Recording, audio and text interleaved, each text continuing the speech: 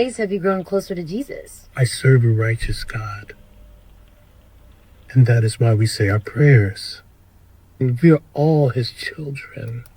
Welcome back to the channel, you lot. Mad. I don't know what's going on there. Druski But when I say children, I'm... is cosplaying as ERIKA KIRK. You lot, give me your thoughts on this, man. Obviously, Druski's a comedian, and he's decided to cosplay as ERIKA KIRK. Just looking at who these people are, yeah, as I say, Druski's a comedian, American comedian actor. He's got backlash over it. Now let's just go to this manga. We'll go to it in a moment actually. So that's Druski, American comedian actor. Then you've got ERIKA KIRK, American businesswoman, non-profit executive and podcaster, serving as the chairman and CEO of Turning Point USA, and that was an organisation led by her late husband Charlie Kirk. And of course, Charlie Kirk was an American political activist, entrepreneur, and media personality who passed away in a shooting event. Okay, so, and here we have, so obviously, you know, you've got that one person saying, y'all have no fear in God whatsoever, other people are laughing, etc. But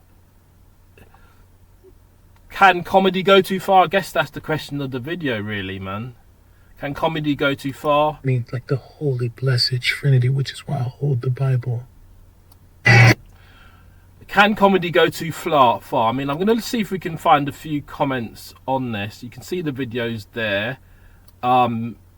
It's not in doubt who he's emulating. I mean, be interested to hear what he says on that. He might beg to differ. Obviously, Get on your feet! I'm not going to play anything with music, clearly. But I think this is the. I'm not going to play the music, clearly, but let me just. That is controversial. Let me turn off the music, and I think he's trying to emulate this event.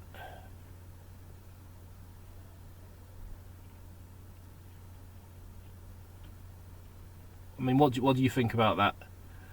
I mean,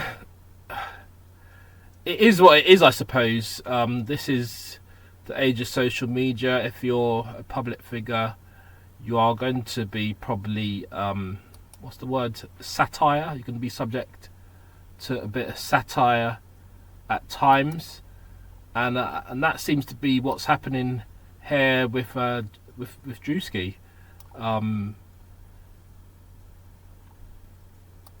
Let's see this here. Okay, that is not real. That can't be real. That can't be real. That can't be real. I think people are, you know, I mean, Druski's not unknown to. Druski's not unknown to.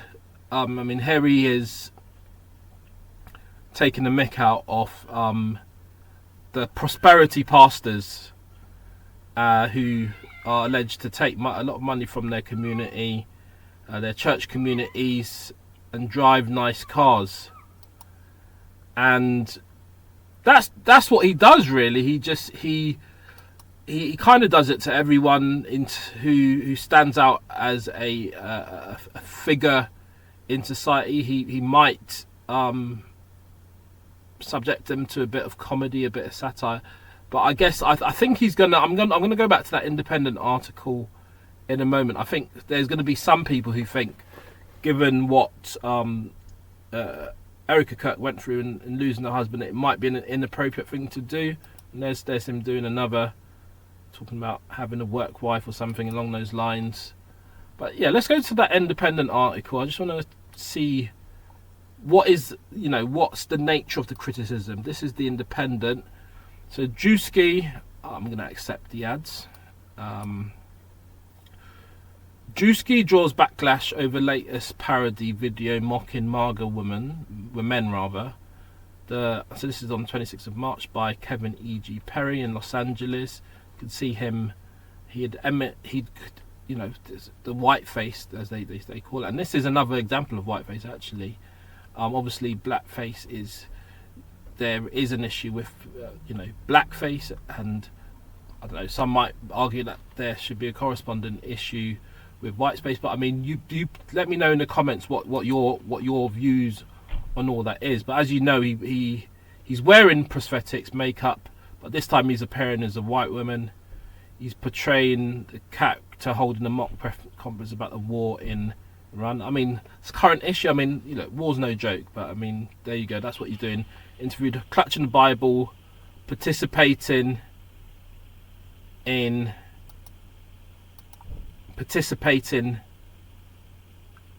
we have to protect all men in America, especially all white men in America. While a black security guard eyes the character suspiciously. The video has been criticised by many social media users who believe Druski is explicitly mocking ERIKA KIRK, whose husband turned fight was unalived. So you got some comments. The NASCAR video was fun. It was harmless and humour, and that's why most W people didn't care. This is too far though. Beyond the blatant, you're mocking a widow who had her husband assassinated, and they're saying, if it was the other way around, how acceptable would that be? For example, using Michelle Obama or Kamala Harris as an example. And then somebody said, allegedly, I haven't seen the direct comment myself, but it's been reported that somebody said it's truly undefeated, insanely realistic NASCAR guys, and then the mega church pastor that this justice now. So that's what's happening at the moment. I'm going to see if I can see if there's any other news articles on it. Later sketch, we got the USA Today. We've got Unilad reporting on it as well. Accept all. How, and he's titled it "How Conservative Women in America Act." It's had 2.2 million views on TikTok alone. Gained notoriety online late 2010s for sketches mocking niche everyday scenarios, NASCAR. So yeah, I mean, the question is, do you think comedy's got a limit, really? It's certainly dividing social media. Am I logged into my X on this account? I might go over there, but X can be quite ferocious in the comments. It can be quite ferocious in the comments. So that's one article on it. And then you've got Grok AI claiming he's the real. I mean, this is what a life, what a life. So got Yahoo, everybody's reporting it. 47 million views. Backlash. Metro.co.uk is reporting it, face backlash over betrayal. And yeah, so where do you lie on this issue? What's your view on this issue? Do you think he's taken it too far? Do you think there are limits to comedy? Obviously, in light of the unaliving, is it too far, or is anything subject to and able to be taken in a parody or a satire? As I say, he's not unknown to doing this type of thing. Let's go back to his career. I mean, obviously all this stuff is allegedly, but he's Twitch, YouTube, Instagram, and all that. He's been in music videos, comedy falls. He had a comedy tour called Coulda, Woulda, Shoulda in March 2023. He's also had Coulda Be Records, where he's interviewing potential people who might be going into his music show. He's been involved in numerous promotions, as I say, the Coulda Be Records. Apparently he studied certain figures. Could have been love. He's been in television. He was in House Party, and has role in Praise This. And yeah, so his mum has praised his work ethic. So that's what we got there. And then you've got, as I say, ERIKA KIRK, conservative turning point. She'd won Miss Arizona in 2012, competed Miss USA. And she's from Ohio, and obviously, as I say, she's the wife of the Charlie Kirk, who was unalived while speaking in Utah Valley University in September 10, 2025. And of course, Charlie Kirk, who was, I'm going to say, he was very divisive figure, who was unalive at a very young age, 31, conservative, turning point action, and took a number of different positions on different things. I'm not going to get into all of that. I'm not going to get into all of that really, but I think his unaliving, when placed in the context of the comedy that Druski is demonstrating, is what's causing the issue. That is what's causing the issue. I'm not sure if there's can I find any videos, people? You saw the comments, but I've not seen anybody reacting to it yet. So ERIKA KIRK was at Candice's wedding. Okay, that's something else. Be interesting to get some reactions to this, but I guess the reactions are going to come for you all. So yeah, what do you think about this cosplaying? Is it a step too far? Just God. And that is why we say our prayers. We are all his children. Let me know in the comments, but for now, I'm done talking. Please make sure you like, share, comment and subscribe. Sign a new multi-fight deal I'm very excited about. Our visions are aligned. Yes, Conor Benn, breaking news, signs multi-fight deal with Zuffa Boxing, Dana White, and that's what's happening, man. That is what is happening. And so you saw my last video on this particular topic, where I was just looking at some clips from Nigel Benn commenting on what would happen next, and you could see in one of those short clips where Nigel Benn's kind of saying he doesn't see Eddie Hearn working with my words, Conor for the short term. He didn't see it happen, and you can see why, because obviously there's some sort of discussions in relation to this multi-fight deal. Now, as I say, everything from my perspective is alleged or allegedly. I obviously haven't seen terms of deals and stuff. I must say, look, I've heard Eddie Hearn saying this a few times. It seems that in relation to the one fight, there doesn't seem to be any major issues with that sort of one fight. So that was that $15 million on pounds fight in, what's his name? Reggie Prograis, and Conor Benn was successful in doing so. However, I've heard Eddie Hearn say a couple of times, he's kind of saying that he's going to need disclosure into relation to what's happened. It does. I mean, I'm interpreting it. This is all allegedly. Obviously subject to what Eddie Hearn confirms down the line. Whether there's a question over, there should have been some disclosure in relation to a longer term deal that Eddie Hearn and Matchroom Boxing were entitled to have as part of their pre-existing contract. So, for example, I haven't seen the contract myself, as I say, but it seems that Eddie Hearn is saying that in the existing contract that he had with Conor Benn prior to all this, before it ran out, that he would have needed to get some sort of approval or some sort of agreement for any longer term deal, longer than one fight or something. I mean, Eddie Hearn will no doubt come back and clarify that, but it seems that's the impression that I'm kind of getting, because I've heard Eddie Hearn say it a couple of times, certainly, that he wants disclosure and he wants to know whether, when that first deal was being agreed, whether there is a larger, longer deal being agreed also. And I don't know what specific term of contract that Eddie Hearn is relying on to get the disclosure that he's seeking in relation to that. But that does seem to be one of the kind of factors here that comes into it. So you know, look, we'll see it down the line. But in terms of the details of the deal, I think from what I've read, I think it's a 5-fight deal.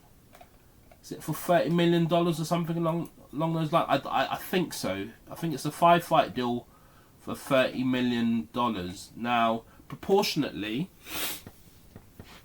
haven't gotten.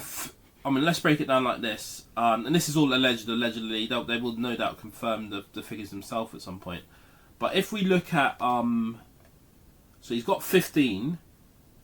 Obviously, 30 million for 5 fights is not as great a deal as 50 million for one, but obviously 30 million in itself is quite a lot of money. Broken down across 5 fights, what's that? I don't know. 5 divided by 3. What are you looking at? Sort of 8 million. Well, about 6-7 million a fight, or 8 million a fight, or I don't know, something along those lines. But anyway, it's still a lot of money. I mean, 50 million for most people would be they be happy with it. But yeah, do let me know your thoughts on this. Really, what's this lady saying? Let me hear what she's saying on this. Conor Benn sends multi-fight. Let's see what her Conor Benn has signed a new multi-fight deal with Zuffa. Now, I felt like it was just a matter of time. We got boxing updates 25. Before we heard this, obviously had the one fight with Regis for a big sum of money, 15 million. But I didn't think it would end there. I just felt like there must be more going on, because he's left Matchroom, he's gone to them.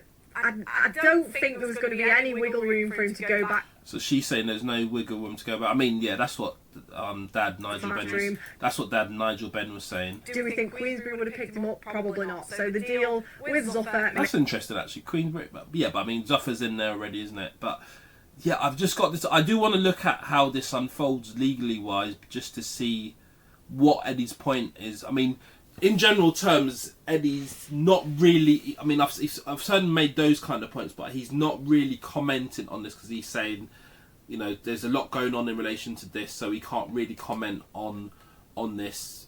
I guess for legal reasons or whatever it is. So I guess maybe he'll provide more detail down the line. But he's not, you know, as much as he's given glances on the case, he's not really discussing it in any great detail. Makes sense, and it's for money, and I get it. And Conor's done what's right for him, but. What do you think the steps are? It's a multi-fight deal, so I don't think they're going to be chucking him straight into a world title fight, especially after that performance against Regis. I felt like that's a good question that the young lady raises. Actually, people weren't impressed with his fight against Pro Gracie. He was successful, didn't knock him out, and even they went through the rounds. He didn't knock him out, and you might expect that. Apparently, Pro Gracie may have been injured as well. Like it was lackluster, and right now one of the questions is, and I think Eddie might have made a point, is that he's fighting too light. He needs to go up to 154, 160. He fights better at those weights. He doesn't really have the knockout power at these this type of weight. And to be fair, like when he was fighting, he obviously went up against Chris Eubank, and let me think. Well, in both fights, he was a force to be reckoned with. Obviously, Chris Eubank won the first fight, but he was a force to be reckoned with. And obviously, Chris Eubank also had the subject to the dehydration clause. But Conor Benn was a force to be reckoned with at those weights. Personally, I think he needs another fight before we even think about world titles. Who would you? But 5 fights. 5 fights. I mean, I'm not saying he's any. What's he, 29 or something like that? I'm not saying he's anywhere to retirement. Maybe they're going to give him a couple more fights before he faces Garcia. Because I thought he would be facing Garcia next, but I'm not sure that's going to happen. Because people are going to want to see it, but they're people also going to want to see kind of quality level of competition, really, aren't they? Who would you like to see Conor face next? But yeah, look, thanks for that. Let's see. I mean, as I say, Eddie Hearn's been pretty guarded on this. Let's see. Is he actually a free agent? Do you feel like he's a free agent? I think if you want to get So this was 5 days ago. sucked into the fact that someone would pay $15 million someone would pay $50 million, and big up Uncrowned for the credit them on this, just reacting to this. For a 10-round fight where it's probably worth $1 million and have no... Saying that the fight's worth $1 million, yeah, that's probably fair. But look, marketing-wise, Conor has built himself up to get that money. It is what it is. Eddie, you helped do that, mate. You helped build him up to that level, and that's what's happened. No future options, no deal in place. You are probably the biggest idiot on the planet. This is what I'm getting at, and he was more, before they actually announced the multi-fight deal, he was more forthcoming talking about it as he is now. So he's kind of saying, hold on a second, that 15 million isn't just for one fight, it's for more. But actually, what's actually happened, he's gotten 30 million more for other fights in addition. But he's basically saying the 15 million is a sweetener. Now, I don't know what that does legally. I'm trying to tease out and trying to understand what Eddie Hearn's actually saying about this, because he can't be clear, because obviously it's an ongoing potential litigation or whatever it is. Fair enough. But I'm really trying to understand what his point is. Is he saying that if it was a multi-fight deal, and that's what I think he's saying, then there's some sort of recompense or some other additional steps that needed to be taken in relation to matchroom boxing? That's what I'm reading into it anyway. But that is what was reported to us. That was what we had to effectively match. Oh, this is getting to the and he's not really discussing this element of it now. So reading into it even a bit more, I'm surmising, all allegedly, but I'm surmising that Conor Benn's existing contract with Eddie Hearn and Matchroom, and I'm not saying this is gospel, this is what I'm just logically, seems to be what's sort of coming to me, that if it's a one fight deal, okay, then if it's a one fight deal, and I do want to continue this interview, then he doesn't have to match. Eddie Hearn doesn't have to match for a one fight deal. However, if it is for a multi fight deal, sorry, and when I say doesn't have to give Eddie Hearn and Matchroom the opportunity to match. However, if it is for a multi fight deal, part of the existing contract between Ben and Matchroom and Eddie Hearn was that they have to give essentially Matchroom right of first refusal. I think look, I haven't seen the agreements myself, but I'm probably 90%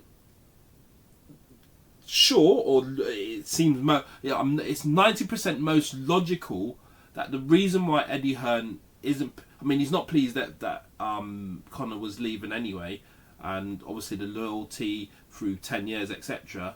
But if Eddie Hearn is essentially been missing out on the opportunity of matching a multi-fight deal, and he wasn't given that opportunity to match a multi-fight deal, I'm not saying he's saying that, this is just logical analysis, then this 15 million was part of a long overarching agreement which you add on to the 30 million, and in fact what it actually constitutes is a multi-fight deal. And Eddie Hearn is essentially saying, my words, it's just, this is just analysis based on the information that's out there in the media, that Eddie wasn't given the opportunity to match a multi-fight deal. Probably going to end the video near there really, because I think that's where we are on this. But let's hear what you're saying further. And now it's a case of making sure there's that disclosure in place to prove to us that is the truth. So that's the disclosure that I've been talking about, that he's kind of seeking in relation to this, to prove that it's not it wasn't just a one-off fight deal. And I'm trying to understand why it would be that after that one. So maybe it is that you can have a one fight and not give Matchroom the opportunity to match. and then after that everything's done. However, if you're in your first fight, so this I'm going further analysis into contract a bit more in my mind anyway. After the first fight, if you for your first fight, if it's part of a linked number of fights, then you have to give us first right refusal. Whereas if you have one fight and then you don't have any other fights, you have one fight, the contract's done and dusted. Then if you then after that one fight then go on to sign a multi-fight agreement, then that's outside of our hands. But I think what Eddie's alluding to allegedly, is that there was always an agreement to have multi-fight agreements. We'll see. It will all come out in the wash, as I say. He said disclosure and all this. But let's see. Of which we will be making sure it is the truth. And if it's not the truth, there'll be a major problem, and we'll get to the bottom of if that is the truth. So that's where we are on that. Now, I'm sure I'm not going to see any comments. It's 5-5, so it's a 5-fight deal over Zuffa Boxing over 2.5 years. Okay, that's what's been said. A new direction. Look, we'll see. I mean, in terms of forget the money side, forget the whatever legal wranglings these lot might have between them. For the fans, for the boxing fans, what do we think about this? Is it good for boxing? The 15 and the 30 to 45 million. Obviously, the money's going to come from the fans. Are people interested in seeing Conor fighting? Are people interested in seeing Conor fighting for more world titles against the likes of Ryan Garcia? What 5 fighters do you think he should be fighting next? And yeah, man, that's the type of discussion and dialogue I'd like to see in the chat. Really, what do you think about this? Basically, 5 fights. Who should he fight? When should he go for a world championship? And let me ask my final question. Do you think Eddie Hearn might be right that there might... I mean, I'm not saying he said that per se, but what he's alluding to, that in fact there was always a multi-fight deal all along? Who knows? Let me know what your views are on that. But big up all the watchers, listeners and subscribers.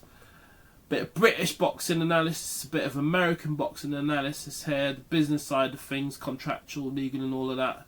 But yeah, please let me know what you think about this. $30,000 or pounds, what is it? $30,000, multi-fight deal over 2.5 years.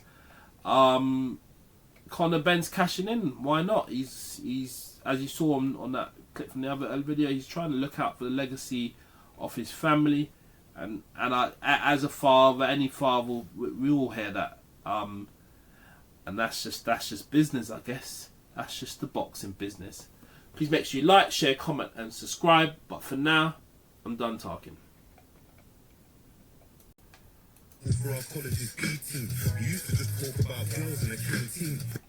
Welcome back to the channel. Please make sure you like, share, comment, and subscribe. So yeah, man, Santan Dave from the UK, he's gone Super Saiyan, really elite bars on, and we're going to look at those bars in a second. Big up Genius, big up Santan Dave.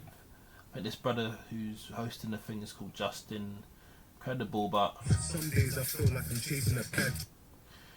Obviously, you know the thing with copyright and that. But yeah, man, we're going to look at the lyrics. But yeah, he go and check that out, man. He done bits on that. I can't lie. I was listening to it early on today with Just Incredible, Santan Dave, Power 106 on the LA Freestyle out now. And if we just look at some of the lyrics, he's talking about, and I think he had one on there before in 2017. I think so. Anyway, this one, thin line between history and hysteria. Never judge a car. What I'm going to do here, actually, well, no, it won't. But anyway, we got food here. So he's saying thin line between history and hysteria. Never judge a car or woman by the exterior. Range Rover, leather interior, superior. I could be afraid, but I could never be inferior. Angle arms in my Prada crossbody. I'm a lost bar, need deliverance ASAP. We all know animals, you're a stray cats, mine are A cats. We got the food here, but it started in states like Shake Shack. Somehow I still put the laid back. It's like Lipton, they're trying to put the boys in a tea pack. See us on the map, they got an orbital VSAT. TSD, I'm coming in with the street team. It's how a man lonely. We used to both kick ball for college's B team. Used to just talk about girls in the canteen. Some days I feel like I'm chasing a bad dream. I walk through the valley of the shadow of death. My toes black, I got gangrene. Jumped out of bed, I step on trampoline. Because trying to get this money is the way that I'm programmed. Pray that somebody find warmth in my cold hands. I don't like slow jam, cause I feel like, but I don't deserve romance. My grind is up. Absent dad can't miss what you never had. Then again, people born blind still wonder. See what he done there? So he's talking about Stevie Wonder there, it's like, but he's mixing it up. Still wonder. I've got insights of my perception of time's up. I feel like my spine's up. I'm schizophrenic. I still might switch. If I pass down my hustle, I can leave my kids nothing and they still be rich. That's like a multi-syllable, isn't it? If I pass down my hustle, I can leave my kids nothing, but they still be rich. Oh, that's cold. Even Ace still needs Mitch. Let's go. I done made 8 figures. So he's talking about the money. So he's done well. 8 figures is well over. 6 figures is hundreds of thousands. 7 is a million. And 8 is multi-millions. And he's saying that he's made multi-millions off his bars. I done made 8 figures off recording these bars and touring with stars. I need anti-breast stars on my cars. I need anti-breast for my hollow heart. Listen, you ain't got to like me. You ain't got to respect. Come on, you ain't got to accept me. Come on, but you got to expect me. Don't let it affect me. Cause when I could stand, it was God that kept me. Even with a bad knee, I'm still king like Ledley. So Ledley King is a Tottenham Hotspur footballer. I don't think Dave supports Tottenham though. Does he support Man U or something like that? I don't think he supports Arsenal. But I'm not sure that he supports Tottenham. But anyway, even for bad knee, I'm still a king like Ledley. So Ledley King from Tottenham, yeah. Well, Tottenham Hotspur did have a legendary problem with his knee, but despite his problem with his knee, still used to forward to matches play and was a great defender really. Anyway, he said, even with the bad knee, I'm still king like Ledley. I got robbed by Wesley. Ooh, I was over friendly.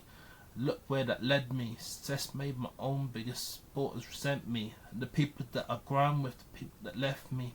I like that. Free Jolie, that soldier among ain't known for changing the key like John Coltrane. How about I let you then rap about it on my page? All of a sudden you're bar like her. Ooh, my combo's fake from the moment I wake.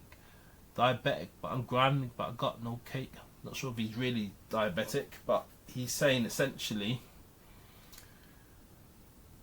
maybe saying the lyrics are so sweet or what. I don't know what he's saying with that one though. I'm grinding like I got no cake. So basically saying even he's well essentially he's deficient in something. So he's gonna even though he's got everything, he's gonna put his mind into a situation where he's deficient so that he doesn't stop trying to get more stuff and get what's his. Basically that's how I'm reading that one. I crashed the car I designed, it doesn't make sense. If it's anything like me, then it's got no brakes. Fought knife crime, had mine on me. Case, guess that I'm a bad preach like TD Jakes. We couldn't mix if you had CDJs. I got afraid, but honestly, I ain't glad it worked. GBH. Want a good life, yeah. Is that overzealous? I want the state with the venison, house in Venice. I want the gates and the terrace. So venison is like what, special prepared there or something. It's like quite high quality food. House in Venice, obviously, an elite neighborhood. Venice, is that Italy? I think so. Is it Venice, Italy? I think so. Anyway, my geography is bad if it's not that. I want the gates and terrace. The gates and terrace. You wouldn't want a terrace property. Terrace is probably a reference to the foliage or the gates around his property. But terrace generally means the buildings are close together. I think you certainly be designing the opposite of that, but it worked well with the language. My come down's mighty, make jealous, I'm pain embellished. How the ever gonna see my crews do better with muskets that look like vuvuzelas? Hey, so vuvuzelas are the Brazilians use them. Brazilians use them. South African people have them as well. So at football matches, they're like horns, and they blow the horns and make incredible noise. And he's saying that the muskets look like vuvuzelas. So he's saying that are substantial basically, and yeah, I think that's what he's saying. To Nutella's chocolate, her heart is precious. She bad in her net like Carlos Tevez. Now that is that one is so Manchester City and Manchester United striker, brilliant striker by the way, Carlos Tevez, notoriously had a neck issue. I don't know, but that this phraseology is a bit off the page, so to speak. But obviously, when you're rapping, there's no, people aren't holding back in what they're saying.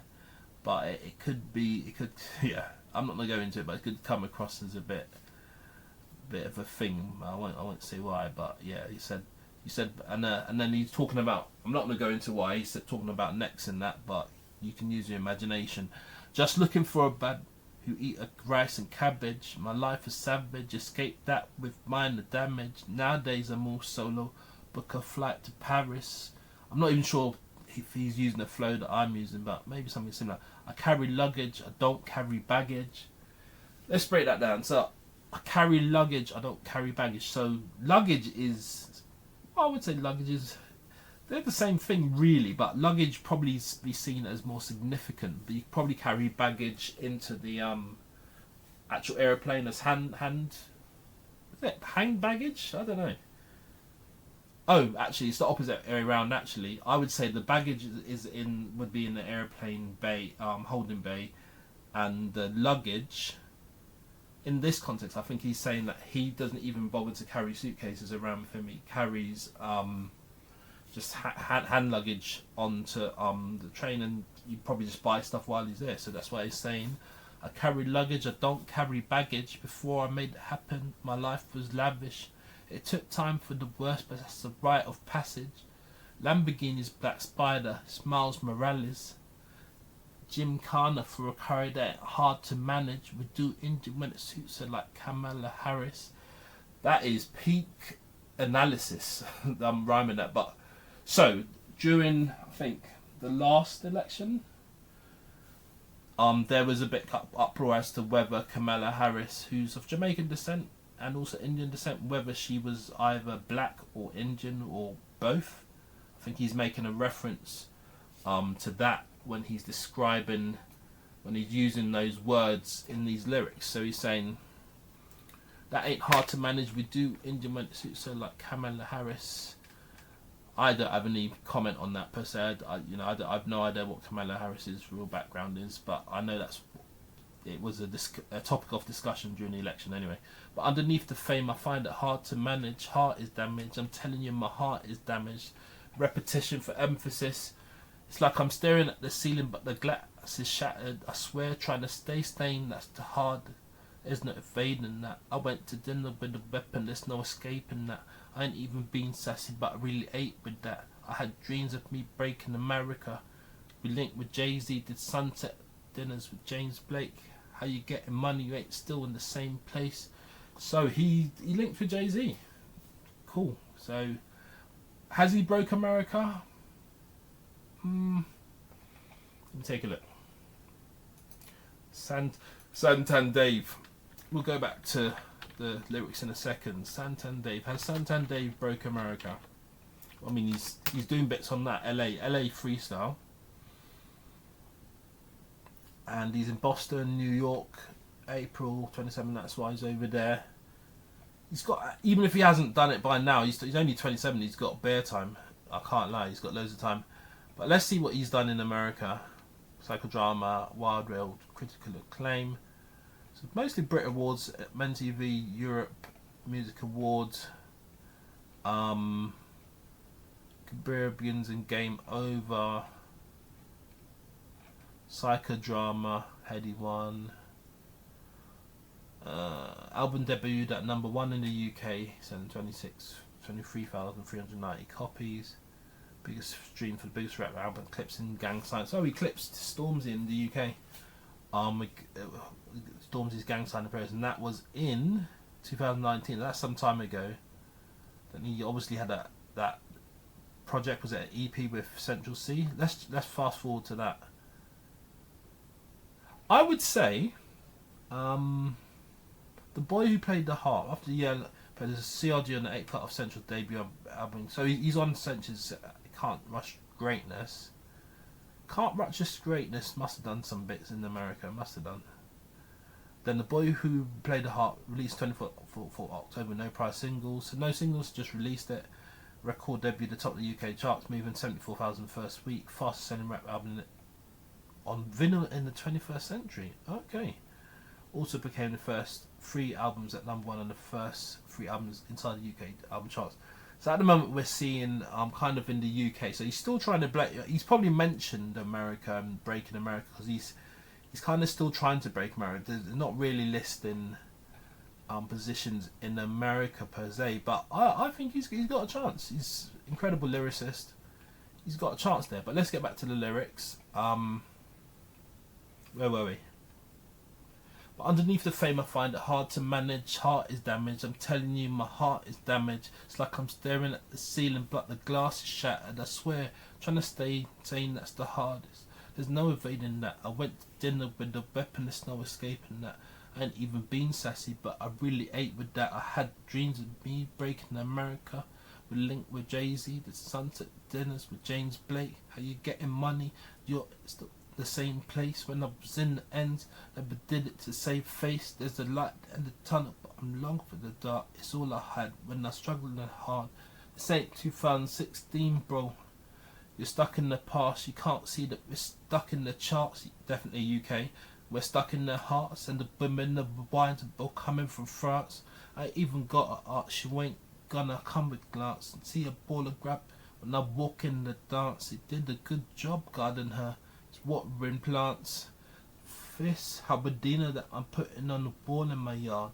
It's like a restaurant-ish that you would call in advance. I've got the masters. So he's basically saying he's got his masters. He's in control of his career. I ain't have to hit a ball in the grass. It's no wonder why they call me a star. It's no wonder why you hate me. With all of your heart, one click, and I ordered the car, or I ordered them all. I just get to the point. I'm 27. I feel like saying that deserve it from what it was serving. We had our gas guns converted. Fast forward, willing to purchase a no sweet on the surface. If you ever bought just to manage the moral of your workers, bought just to match. So was he saying that he's bought stuff to help the moral of his workers? So he's invested in his workforce. We got in the cage. It's like I'm running the circus. I got possession of or think twice. Drink nice and my plug is calm. Really made a name here. Broad and put in a model to coach like I'm Lillian Khan. Who's Lillian Khan? Look at that another time. I got a good couple mil, but who's counting? Not me, I lost out. I'm a man of my word. Let's go. Davis here, I'm a fan of your work, yes. Wouldn't love that campaign, but I'm wearing a skirt. Black man must have a voice, you're not gonna have a chance. Could you... this fashion you can't emasculate me. Not that the 16 can handle it. Can hold the pop legs on aggregate. Wifey, I've been candid, got candidates. I don't give a bro now. Oh, so he's really adult. A lot of adult language in this. Hit me with the language. Nah, he's moving mad. Some of the languages he's going for it. So he's doing stuff to address. So he's addressing his career. He's addressing the ladies. He's addressing cars, he's addressing employees, just and holding, having his masters. So he's sprinkling bits in this freestyle for, different parts of the audience really. Yeah, he's sprinkling elements for, and as I say, he was on. Is that the same thing? LA Leakers. It might be a different platform actually. It was both. It was Power 106. This is when he was on there in 2017. Let's get to it. With my Spanish flow, Valerio, super. Yeah, so he was on there in 2017 as well, man. Another decent performance. Obviously, he's up the levels in this one. You know what I'm saying? But let's finish those lyrics off. But I can't even read some of this stuff because it's brazy for the YouTube algorithm. You know what I'm saying? But I like my woman from the Bronx because she ain't even she had to 7:30. Said I said her hair straight, better curly. See him talking on the net, but it don't ever hurt me. But I'm a girl, the same bag in every colorway. Then I'll get spares just in case you lose one. Going crazy, Dave. So imagine what I'm putting on you. My shoot.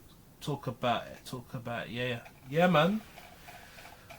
Yeah, so that's in terms of the structure of the freestyle. He's just kind of, there's no choruses, there's nothing like that. He's just gone straight through different bars.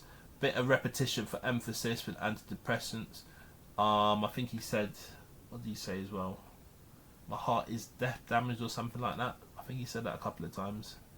I find it hard. Yeah, he said my heart is damaged. I'm telling you, my heart is damaged. Bit of emphasis there. I never did it to save face. This ain't 2006, bro. So yeah, man. Anyway, go and listen to that, man. Know what I'm saying? Go and listen to that. Santan Dave. I'm not even sure if he's on Instagram. I don't know, but he probably is. But yeah, go and listen to that. And that, you know, he done bits, man. Please make sure you like, share, comment, and subscribe. But for now, I'm done talking. What else do you do other than streaming? Like, what do you get up to? That's all of it, you know, TikTok, Instagram. Twitch. What, you quicker fast? Oh, You yeah. watch us about what girls do. Yeah, Inside, India, Marlon, Inside, a Netflix review. Listen, I'm going to be learning about this as I go along with you lot, man. So, anybody who knows, there is a new series on Netflix. It's season 2. I say new series. It's apparently season 3. And we're just going to learn about it together during the course of this video. So, it's called Inside. It's a reality competition. The group, the Sidemen, the YouTube group there. You can see them there. So, it first premiered on the 2nd of June 2024. Features internet personalities. It's globally acquired by Netflix, and it's created by Sidemen, as I say. And so basically what happens is the contestants are selected to stay in the house for a week, where they compete in various challenges for the stay. Failure in the challenges results in the loss of money from the final prize. In addition to this, contestants are given access to a tuck shop, and they were given a choice to split. So if people know from back in the day, Big Brother, you got these things like even Love Island, even Celebrity, what's it called? The Jungle, Get Me, Inside the Jungle, Get Me Out of Here, whatever it's called. I'm a Celebrity, Get Me Out of It, that's what it's called. So you got all these reality TV type shows that have challenges, and you have influencers. Sometimes you got to sort of everyday people. This one seems to have a lot of influencers going in. The series, so you see the old series there. I didn't even know that Specs Gonzalez was on an earlier series of Phantom. So it's like a crossover of UK influencers. Castillo was on it. I didn't know that, actually. Castillo was on it before. Big up Castillo, man. He's done bits. He's in that superhero show. You know what I'm saying, bruv. DDG has been on one, series 2. George Clark, YouTuber. Whitney Adebayo. Patrice Evra.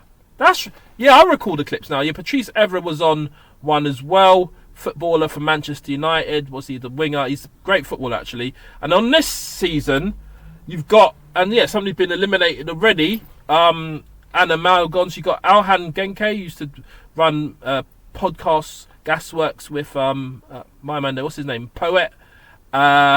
Chloe Ferry, Eddie Hall's World's Strongest Man. I think I was reading, was it him that he's going to fight Tommy Fury? You lot, check out my boxing content on the channel as well, man. I've got a lot of boxing channel, and I probably will cover that in a later on video, that apparently Eddie Hall is going to fight Tommy Fury. Brother, is it brother? Yeah, brother of brother of Tyson Fury, son of John Fury, nephew of Peter Fury. And then India Polak, we'll look at on her in a moment, and Marlon Lundgren. So we're going to look at those two in a moment. Some people might know why I'm focusing on those two in particular, but there was, of course, a clip where I don't know what stage in the relationship whether she'd left Dami at that point or whether she'd not. I've no idea, so I can't say whether people say, oh, she may have been cheating or whatever. I've no idea what they were doing. I've no idea. But anyway, India and Marlon were seen kissing in a sort of restaurant, pub or whatever it was. But maybe I'm not even sure whether that came after or before the show. Maybe it was done. That happened when the show was filmed. But there's also been a USA series. See some of the people who've been on that one. But Dwight Howard was on one. I didn't know that. Dwight Howard said that he's quitting basketball recently. He's got a ring though. But Dwight Howard does have. At least he's quit once he's gotten a ring and that. But yeah, those are the contestants. I'm just looking at the Marlon and India. So Marlon Lundgren is from Sweden. He's a Swedish streamer. He's got mixed roots, etc. He used to play college basketball in Washington, in the United States. So he's known for streaming. He's 40.5 million followers on Twitch as well, YouTube as well, and apparently he's a model and that. Now India, she was on Love Island. So she was a hotel waitress. She applied for the 8th series of the ITV dating show Love Island, reached the final, finishing in 3rd place. And then she was cast as the co-host of of the Love Island The Morning After podcast, regular panel on After Sun. Then she was with Dami Hope, and she's said that she was recognised she was diagnosed with something, but I don't know whether that's true or not. It may well be true, but I'm not saying that Wikipedia is an authoritative source for anything. This is just kind of entertainment purposes overview. But as I say, she's with Dami Hope. Does Dami have a Wikipedia page? I'm not even sure. Maybe he does, maybe he doesn't. And yeah, but big up India. But yeah, there's people say a lot online about whether she, what happened towards the demise of the relationship between her and Dami, and then also her coming into contact with Marlon, obviously maybe arising from the show Inside, which we've just kind of looked into. But that's India and Marlon. So I just thought I'd just take a look at what this show's about on Netflix. As you can see, that's one of the clips there. Do you like tours or like meet and greets or anything? Yeah, I do. Yeah, I did one tour in America. People follow you. So basically, he's like a streamer, and he's saying that he's a streaming event. Now, I do want to see what some people have had to say about the recent series. Let's see what this lady's saying. I'm so sorry to who I may offend. I'm really sorry. Don't bite my head off. But guys, I hear it. I'm hearing music. Sorry, I didn't even hear it properly. But yeah, that lady had something to come in. Let me see if there's some more. And Cheyenne speaking. You've interviewed basically everyone. What I was going to say, yeah, I've done how many? I've got some more videos to do on the Manosphere documentary, which is also on Netflix. And this is Cheyenne. I'm talking about the Manosphere. No, she's talking about the Manosphere documentary. Credit to ITV News on the clip. I was in that Louis III. And I think Cheyenne's on. Is Cheyenne on this? I think Cheyenne is in season 3 actually of Inside. But anyway, let me hear what she's saying. Documentary. Yeah. What are your thoughts on it? I'm glad that the mainstream media has brought it attention to spark conversations. However, I hate that they've been highlighted because I feel like once again this toxic masculine energy always comes to the forefront. Okay, so that's her view on that. And as I say, one of the criticisms of the Manosphere documentary is that it didn't do enough to get sort of women's views. And no, that's one of the women's views on it. Expressions reacts to Marlon's entrance on the Inside. So I saw Expressions is on it as well. It's for him now. Yeah, but can't do the music thing though, man. You know how it goes. This is another clip. Anna, who is the most famous? Yeah, bare clips, but bare music. So man can't do the music thing. So let's move on from that. But it'd be interesting to see some. Yeah, maybe Specs will speak about his time on the show in this one. For anyone who doesn't know, when Specs and I were on Inside, the premise of... so these two are on Inside, Liv and Specs, on the Inside show together. the show, we were trying to maintain £1 million. Obviously, everything in there cost a fortune, but Specs had a sweet habit, and every bag of sweets was close to about £5,000. Yep. So the fee was dropping lower and lower and lower.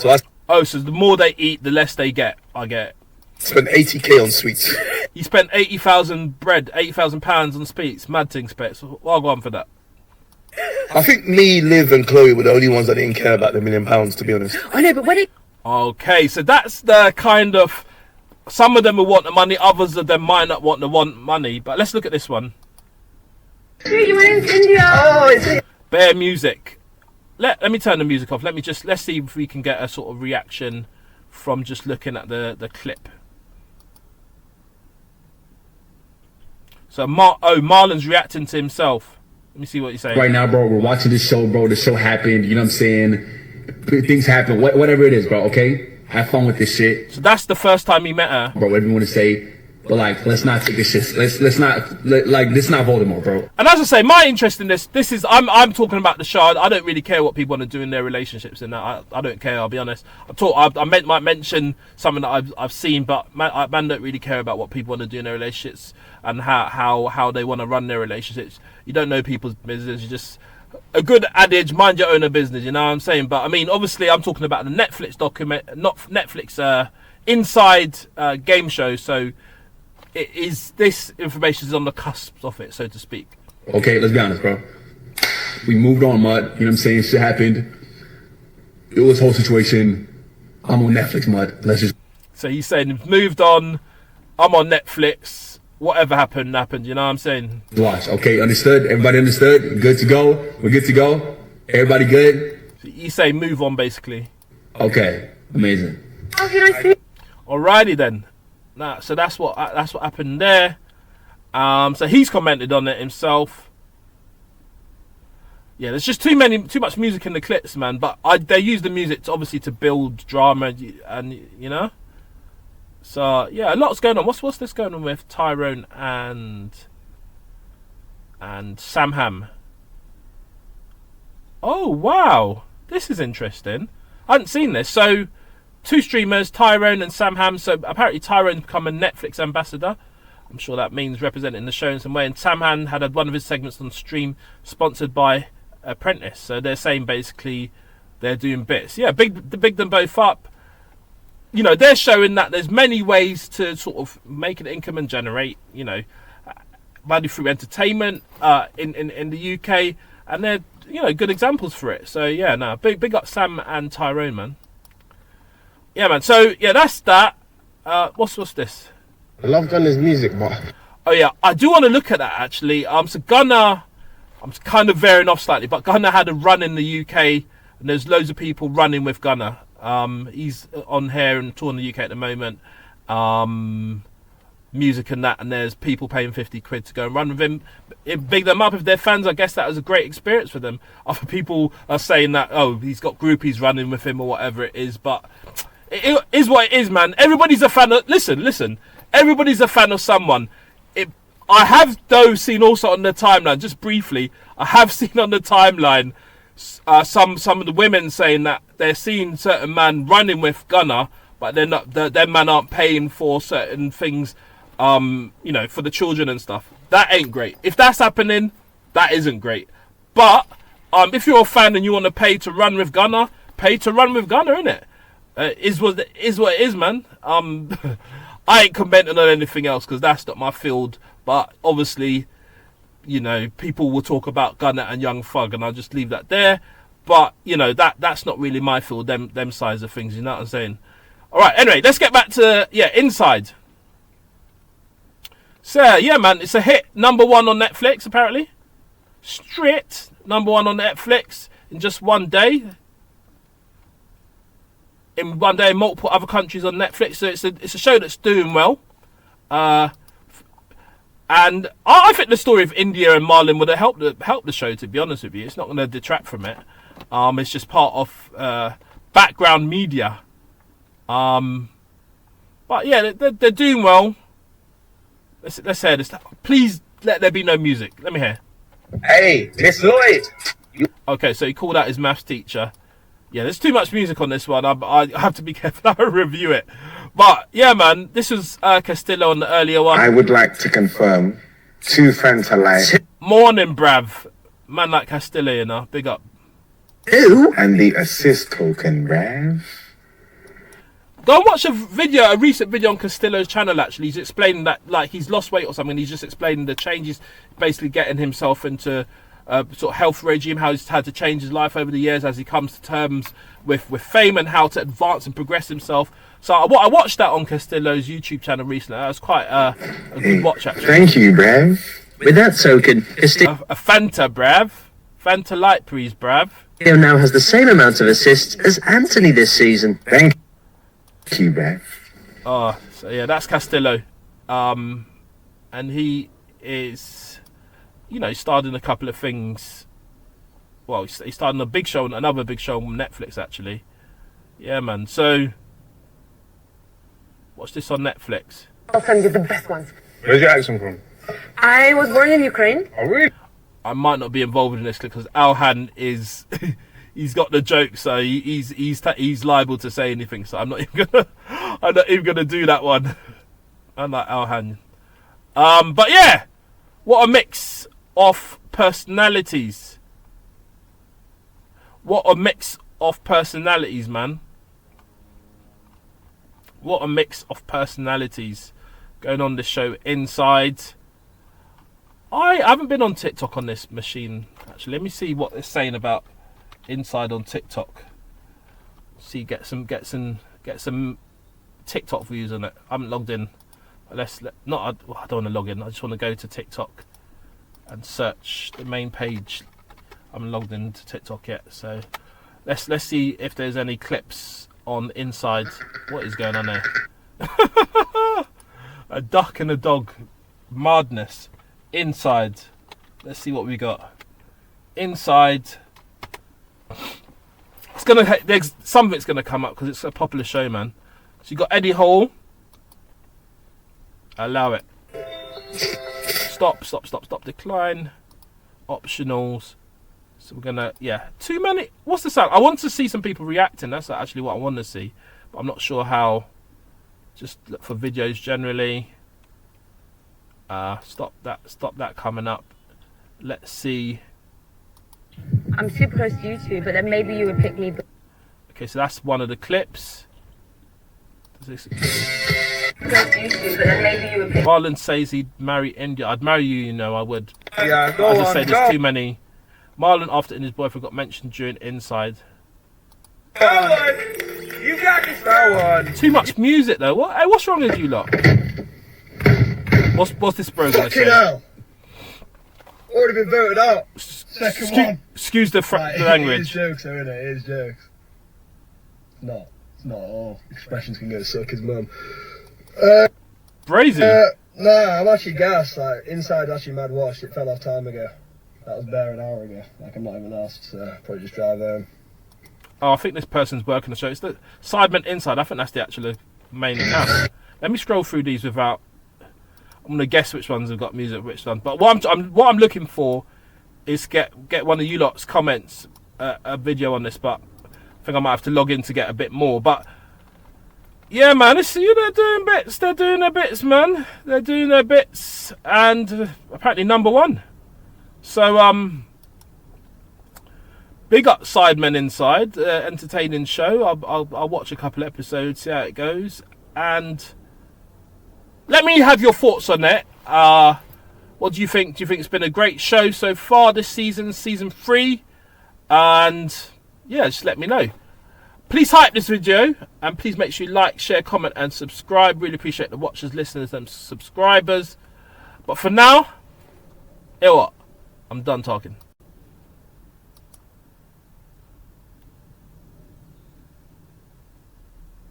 What's up, man? I'm just saying, like, a lawsuit, bro. Yeah, big up everybody. JCole and Camron speak post beef. We'll be reviewing that in this video. Do you know what it is? I took my time to listen to the video. It's about an hour and maybe about 20-30 minutes, and I just thought I'd just this is going to be from my memory now for the most part of it, but there's a lot discussed. In summary, the reason why, and the background to it is this. Cam jumped on a project of at JCole's request in about 2024, yeah? And then they did it. So Cam was saying, look, normally with these things, the business is sorted after, because obviously with creative processes, sometimes people drop a verse or whatever it is, and then they'll make agreements about the money side of things after the fact. So he dropped the track. Obviously, Cam must have had it in the back of his mind the whole time. It'd be great to get an interview with JCole. As it happened, in terms of the business, when it came to the business, when the lawyers were discussing it, I think JCole offered Cam $300,000. Okay, Cam said, "Nah, never mind. Nah, never mind. All right." But the paperwork, I don't think the paperwork was all signed, so things were still a bit up in the air. The project gets released. This was on the collaboration Ready 24 from Cole's 2024 mixtape Might Delete Later. So the project gets released, and obviously in Cam's mind, he was just thinking the way how he do business is kind of like with a man them, it's like a favour for a favour. You see what I'm saying? So I might drop on that for you, do this for me, maybe do a track, but in this occasion you want an interview. Now, what happened basically is that JCole's just longing it off. He's not really saying I can come at a particular time. They had they mentioned 1st of April, 1st of June, across. Alright, say this is from 2024. We're in 2026 now, yeah. And every time JCole's longing it off. But for JCole, the thing is, up to that point, he'd actually worked on he'd worked up onto his latest project, and he just had bare things going. He's basically saying, with his creative process, he can't just stop and do this and do that. He likes to time things with whatever he's doing at a particular time. You see what I'm saying? So JCole's saying, no, I just wasn't ready to do it. Then I had to do this. I had to work on this project. I had to work on that project. It just wasn't the time. And he said it wasn't on the disrespect thing, but then it came up to a point when the messages, and then he was longing it off. Then Cam was like, basically Cam said that the lawsuit was just basically to get the brother's attention, to say, hey, well gone for this, man. Basically pattern what you said you know, pattern the thing. Obviously, I did that for you. You didn't have to chase me for it. Man did it straight away. What's going on? That's what's happened, basically, yeah? Now, JCole saying, I couldn't do it. This was going on. That was going on. And then it just things were just not really going in line. And in the background to that, as you know, and I'll come on to that in a bit, because that's a separate segment, really, where JCole enters into the beef between Drake and Kendrick Lamar. So that's kind of the background to it. And JCole's saying it's not really a disrespecting. He's saying, look, brother, it just wasn't the right time. And he's longing it long enough. But then he's saying that, I think he's had a call with Cam, and he said, look, I thought, do you know what? My bad. Obviously, I need to look at things from Camron's perspective.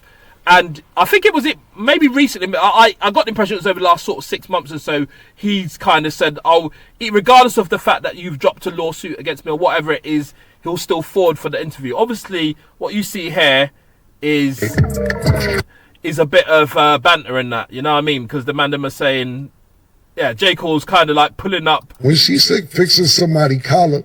JCole's kind of pulling up on Cam mid-conference, you know, mid video shoot, you know what I mean? Little piece of silence. What's up, man? I'm just saying, like, a lawsuit, bro. Yeah. But yeah, it weren't anything. They sat down and had enough time. So that's kind of what JCole's explanation for the thing was. It just wasn't the right time, and he forwarded anyway. And Cam said to the brother, look, I was just trying to get your attention. And he probably would. He said he gave the impression he wouldn't follow through with it, and yeah, he may well not have done. Actually, followed through with it. Do you see what I'm saying? So, yeah, man, that's that segment of it. That's the kind of the first part, and then also what JCole discussed was him getting the record deal. I think he got a record deal eventually with Rock Nation and Jay-Z. And he said that he also tried to do the Kanye thing, you know, providing the tape with a hope that he would either, you know, get in via the producer side, because apparently JCole produces as well, and then get on, but then eventually did. I think it was meant his brother or his colleague's EB or something like that. I didn't really hear the pronunciation name that well, but he's gotten offered that, and then I think he's gotten did he move to Interscope after? He may have well moved to Interscope or another company afterwards, but he's saying that the thing got shifted. He got his masters as well. The thing got shifted from a sort of major sort of deal to a distribution deal, and in the process he said he had a bit of leverage, because he sold well. We'll look at that in a moment, and he got his masters, and he's kind of moved on from that. On the Kendrick and Drake thing, he's saying, because I'll be honest, JCole, if you're listening to this, I was one of the people who was saying, how can man forward into a rap battle? My hat's falling down. Hey, big up the Coldest.co.uk. My hat's falling down. How can a man forward into a battle and then forward out of the battle? What kind of thing is that? Like, you can't do that in rap battle. But he's just basically saying that it's the people around him. Like, as much as he's hearing what the fans are saying, even some of his owner brethrens were saying, basically, look, you can't enter into a rap battle and then kind of jump out the rap battle. And I was one of the ones saying, I was like, you can check my X post, I was just saying, how's man forwarded into the battle and then kind of trying to jump out of the battle? Do you see what I'm saying? So, but he's saying, look, he said that he does these writing sessions where he's like, either somebody produces as much they can in, I can't remember, I feel like 6-7 minutes or a particular short period of time, or he would write certain bars in a certain period of time, 7 minutes or whatever it was, and that's how he kind of sharpened the pen to get more proficient at rapping, by practicing all the time. And he's saying that the 7-minute drill is something that he kind of wrote out one of that sessions, but although he's saying quite dark things and whatever on it, he's basically saying that he didn't really mean it. He wasn't really, his heart wasn't really in warring Kendrick Lamar. His heart wasn't really in warring Kendrick Lamar.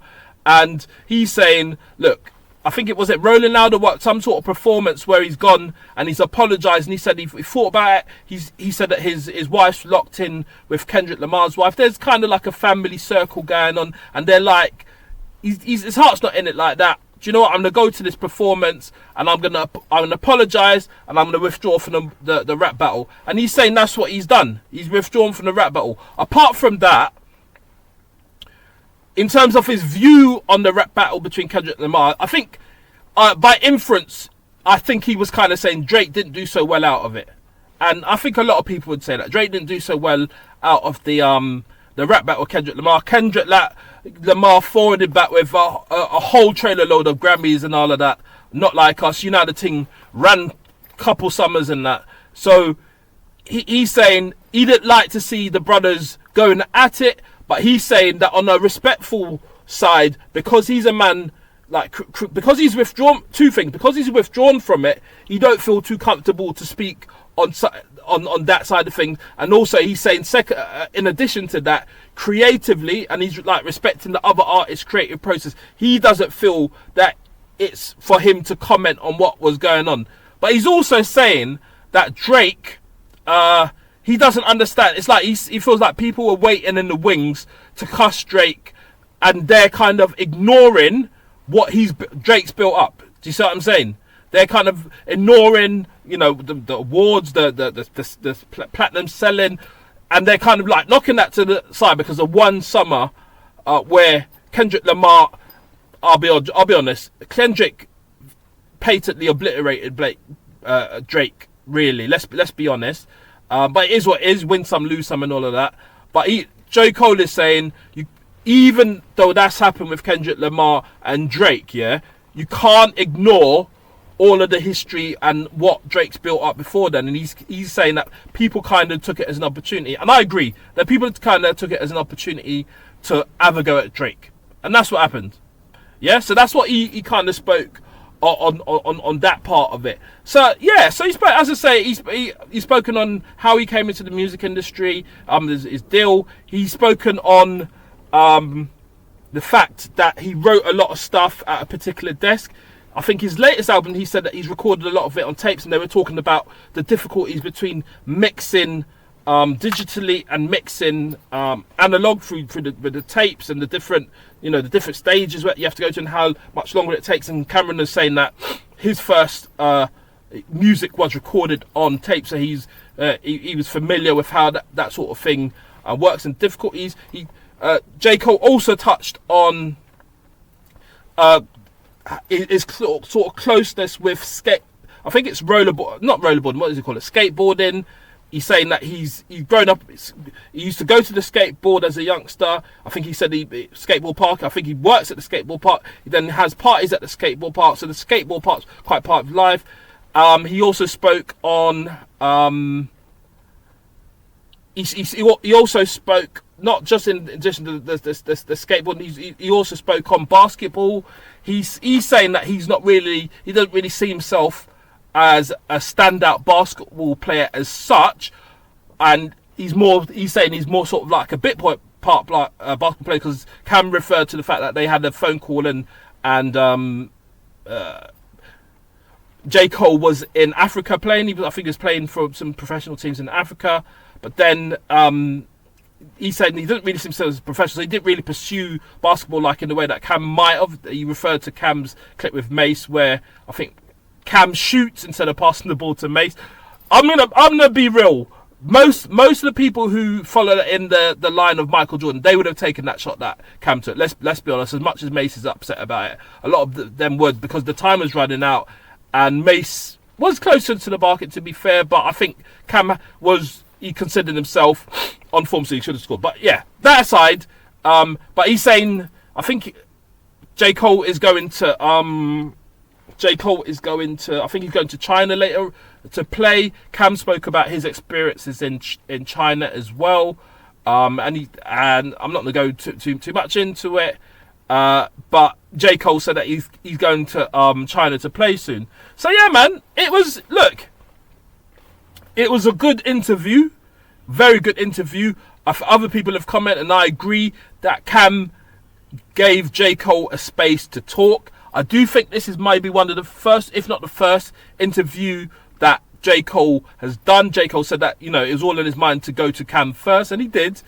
So all the beef, look, a lot of this stuff, the man them fall out from time to time. They have disagreements and whatever. And to be quite frank, instead of the foolish violence and all of them things, not that it would ever go to that with these man anyway, because it's not like that. It's more sort of legal and civil and all of that type of stuff. But what I'm saying is, sometimes just talk, man. That's what I'm saying. Sometimes the people them just have to talk, and that's what they did on this occasion. So yeah, that was the breakdown with JCole and Camron. As I say, Camron. He's not Cameron Giles, as you say. He was a rapper first of all. He's still a rapper. He does rap freestyles at the beginning of his performances. His show. Sometimes he does it. It is what it is with Mace and Stat Baby. Big them up. He had some disagreements with Jay-Z. Parted ways with Rockefeller. From he's a Harlem. He went to school with Mace. Long-term friends with Jim Jones. Got a few tapes. He's done alright. Let me see his discography. Confession of 5 studio albums, Crime Pays, Personal Haste 2. There's not too much about that there, but he's done bits. And yeah, that's Cameron Giles, and yeah, he's been with Diplomat, Virgin. Diplomat's his label, the Diplomats. And JCole, as I say, raw. Yeah, man, the man, that's why it's his last album, because yeah, people want to move on and do different things. But I think he's saying this is the fall off. Yeah, he's calling it the fall off. I'm not saying that this is going to be. It may well be Cole's last album, but Jermaine Lamar Cole, he was born in Germany. I didn't know that actually. He was born in Germany. Cam's from America. JCole was born in Germany. Went to St. John's University, Coalworld. peaked atop the US Billboard 200. So he's easily. And Camron said he rated him. They rate each other, man. So they're both good rappers, self-taught on the piano. I didn't even know that. He's got credits. Kendrick Lamar, Janet Jackson, Young Thug, all these people began rapping at 12. Musical career. That's the logo that he's used kind of early on. He said some controversial things about a particular well-known bad boy. Well, no, I wouldn't say he said anything not controversial. He spoke about fighting Diddy, basically, but then he didn't really speak about fighting Diddy because he said that he didn't want to hit. But I don't want to go into that because I think people will have views about. Let me just lay it out. Basically, Diddy's in prison for certain things. A lot of people think that JCole shouldn't really be saying, "Oh, I don't want to knock him when he's down," when Diddy's doing certain things. Basically, that's the kind of gist of it. But and JCole said that his rationale for not talking about the detail of, and he did confirm that he did have an altercation with Diddy, but he's saying he's not going to go into the details of it because he don't want to hit Diddy while he's down. I'm not sure. I'm not sure man agrees with his approach to that, but that's his approach to it. You know what I mean? But in any event, that's the reason why I didn't go into the story as to what other altercation he had. But he did say that the versions of the altercation that he had with Diddy are not correct. But then obviously he's not forwarded back to say what actually happened between him and Diddy in said altercation. You know what I mean? But yeah, man, JCole basically platinum, beyond platinum, whatever it is. Basketball as well. Scarborough Shooting Stars, Canadian Elite Basketball League, and he's done. Even me, I'll put my hands up. Even me, people want to rap, people want to play basketball. People who play basketball want to rap. That's the thing, and he's managed to do both. Not in the NBA, so to speak, but he's obviously in the Canadian Elite Basketball League. 2.4 point. I mean, not brilliant, but he's probably taken most of his time up in music. As I said, yeah, there's some alleged altercation, 2013. I think that was 2013. Yeah, alleged altercation. But JCole's a big man now. Then he first collaborates on the Camron thing. First collab in 95 South 2021. Then Ready 24. And then there's a lawsuit against JCole in 2025. And collaboration agreed that return the favour. That's the point of this video, really. And it was released, and the camera had not released royalty for the song. But as Cam explained, I mean, you don't. If there's not really agreements necessarily before you do the music, but it was released. But it's obviously good to get the paperwork sorted out before things are released. But it's, it doesn't always often work like that in the music industry. But that's yeah, man. Do you know what? It was a very good interview. It was a very, very good interview. Very revealing. A lot of these clips are just going to be the previews to it. But yeah, man, that's what's going on. JCole sits down and speaks to Cam. Yeah, man. Good show. Big up the man them. But anyway, for now, I'm done talking. Please make sure you like, share, comment, and subscribe. Done talking.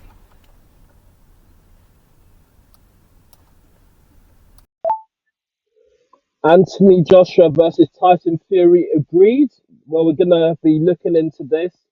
So that's what I've heard today. But British boxing news, big up all the watchers, listeners, and subscribers. Really appreciate all the people who are on the channel. So apparently it's been agreed. So I'm going to take a look through some of these stories. So sources of advice. So I want to be hearing it. I'll be honest with you. I'm not going to really be convinced about anything until I hear it from Anthony Joshua and I hear it from Tyson Fury and I hear them talking about it. But generally, I mean, this is even this stuff is even from like 11 weeks ago. I was actually hearing some stuff suggesting that it was agreed more recently. Let me see if it comes up. But apparently, that was 13 weeks ago. Well, is this more recent? December 2025. I think people are. Where are they getting this? Let me look. Let me go on Google because I don't know. I'm pretty sure that I saw something today suggesting that Anthony Joshua may be fighting Tyson Fury. But the thing is, also Usyk announced that he wants to fight Tyson Fury after he's fought the kickboxer and the bar or Wardley. But let me look into this. Let me see if there's an actual new fight deal agreed. So that's what talks for. That's what I see. Look, come on, man. I, I generally pick up on stuff quite quickly. So this is the 16th of March. Ben Davies is reporting on it, and it's saying Tyson Fury have re-agreed a blockbuster heavyweight showdown. Fury had agreed a deal to meet in the summer. Okay, but unfortunately, what happened in December, and obviously my condolences for Anthony and those people, friends and family. But then it's now been revealed by Davies, who's Davies, that a clash with King had agreed in principle gained behind the scenes. Now, the Fury Joshua fight is signed, okay? It's signed in the background. I've got that good authority. Who's that authority, brother? Who's that good authority? It's with the big money people will be on Netflix. Now, I'm thinking about something. Remember, Eddie Hearn said that Anthony Joshua had been approached. Now, he didn't say who by, and people were thinking, oh, Zuffa might have approached Anthony Joshua in the same way that they apparently approached Conor Benn. But Eddie Hearn didn't confirm that Zuffa Boxing had approached, and there's nothing to say that they have done. But we do know that there seems to be some sort of tie up with Netflix and Zuffa Boxing, that stable in terms of range of things. So who knows? Obviously, it's been suggested that this fight is going to be taking place on Netflix. So anyway, that's on TalkSport anyway. Is there any other news on it from BBC or something?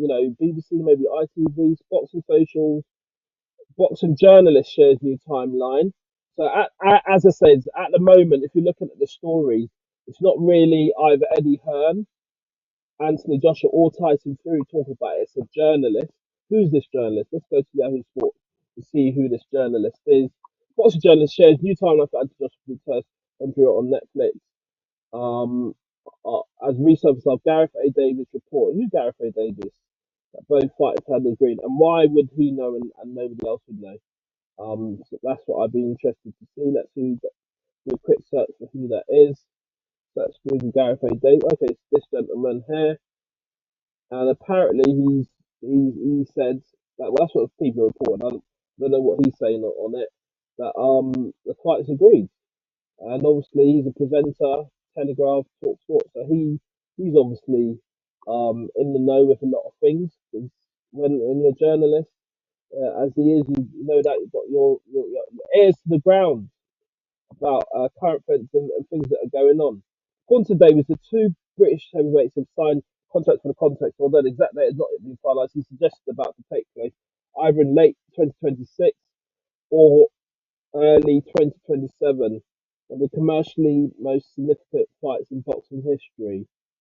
Anthony Joshua and Tyson Fury currently on different paths. Okay, so alright, that's the timelines. As I said, we've not heard from Eddie Hearn or we're hearing from a journalist here, but is there anybody else who knows? Everything you know about Anthony Joshua Fury is behind the scenes. Okay. Boxing Social, what are you guys saying on this? British reporter Gareth Davies clarified to Boxing Social the details, so he's apparently contacted Boxing Social, these people, regarding the apparent agreement between heavyweight superstars Tyson Fury and Anthony Joshua, made behind the scenes regarding the mega fight late this year. Fury and Joshua have been linked with another since before they turned professional. Said it was signed. Davis told us, and then I quickly resolved that into agreed behind the scenes, which everyone knows they agreed to fight this year. Okay, I mean, brother, which one is it? Signed or is it agreed behind the scenes? I don't know what it all means, but obviously we're moving towards a Fury and not Joshua fight. If obviously what's been described here is accurate, and well, I've got no reason to doubt what he's saying. Obviously, he's heard it from someone.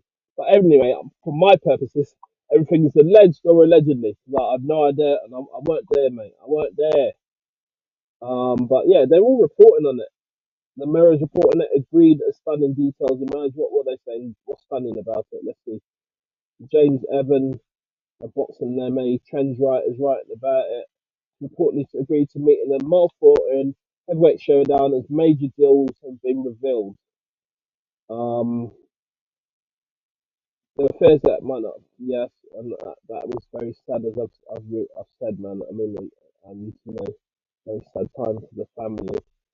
According to both Fury and Joshua have agreed to meet the ring. Speaking of top sport, it's the same as it's not really a lot of detail, but Netflix are due to air Fury's comeback.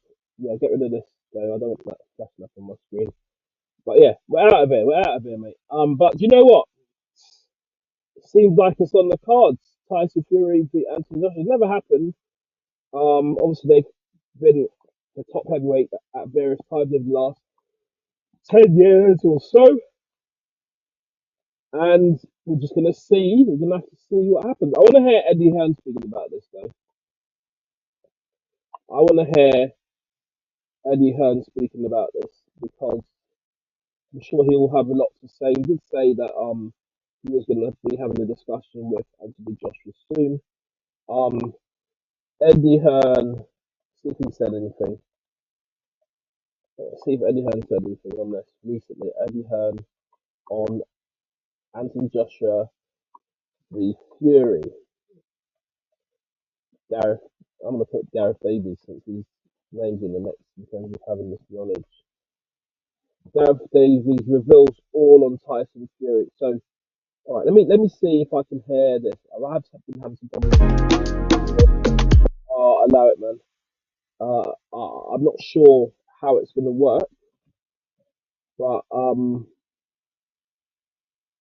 anyway, look, I'm not going to play the video copyright and all that, but it seems this is what's going to happen. So we're just going to have to see, really. You can see that Eddie Hearn and Gareth Davies have spoken to each other before. Who knows how Gareth Davies and who Gareth Davies got this information from, but that is what he has reported, and it's across the whole of the media. So we're just going to have to see, really. So Tyson Fury versus Anthony Joshua. Okay, so that's one part of it. Is the fight going to happen? Other part of it is when it does happen, how does the fight go down? Who wins?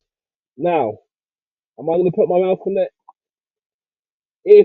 If AJ knocks him out or gives him, I think AJ could knock him out. Let's put it that way. And I would say if he wants to do it, he'd have to do it in the first sort of 3 or 4 rounds.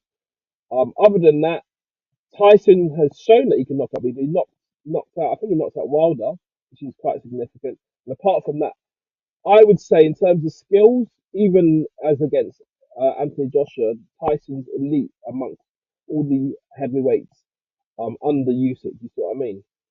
So my money would be on Tyson Fury. I'll be quite frank with you. I have to be. That's where I'm at the moment. Just based on his boxing ability, I think AJ's a skilled boxer as well. He's got more power, but I just feel that Tyson Fury is a bit more elusive, and also Tyson Fury rose like Lazarus. That's a different. That takes a different type of ability. Whereas I think AJ's been rocked a few times recently, but equally he has had some good wins against. Well, I wouldn't say JCole's good competition, not at all. But he also beat Francis Ngannou. Again, they weren't boxing. I just kind of feel that the pedigree with Tyson Fury is probably a little bit better. But I hope AJ will prove me wrong. I hope he will prove me wrong. And big him up the same way he's been for a lot over the past couple of years or so. But I just felt that I still need to say it how I see it. You see what I mean? Still need to say it how I see it. So yeah, man, we'll see. Tyson Fury v Anthony Joshua. Watch this space. I'm done talking.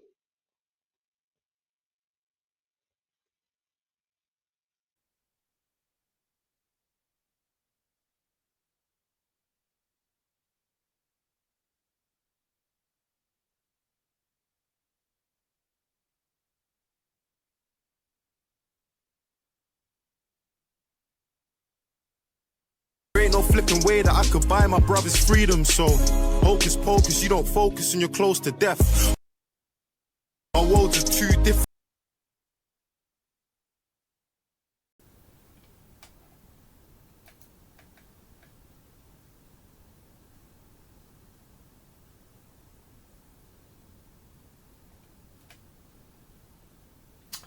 Yeah, Drake Iceman promotion. So it seemed like this is in downtown Toronto. Bro's just stacked up bare ice. Some influencer that's dug out something from the ice, ran off into a car with it. And we can see, we can look through some other videos, people using blowtorches on the ice and that. Let me see this. Obviously no music in that, but yeah, using blowtorches. So the album's going to be called Iceman. I swear he released a track from it earlier on this year, maybe. It's in Toronto. Man's using fire on it. Crazy. Really getting the people hyped up for that. And there's a lot of ice there, man. Look at that. Everything's going to have a bit of Drake music on it, so you know the things that man's not doing that. But apparently it cost $120,000 or more. Oh, not $120,000, $1 million for ice, maybe. I'm sure the budget for Drake's album that looks like this, is it going to look like that, is significant. Like, it's a towering ice sculpture worth 1.2 million.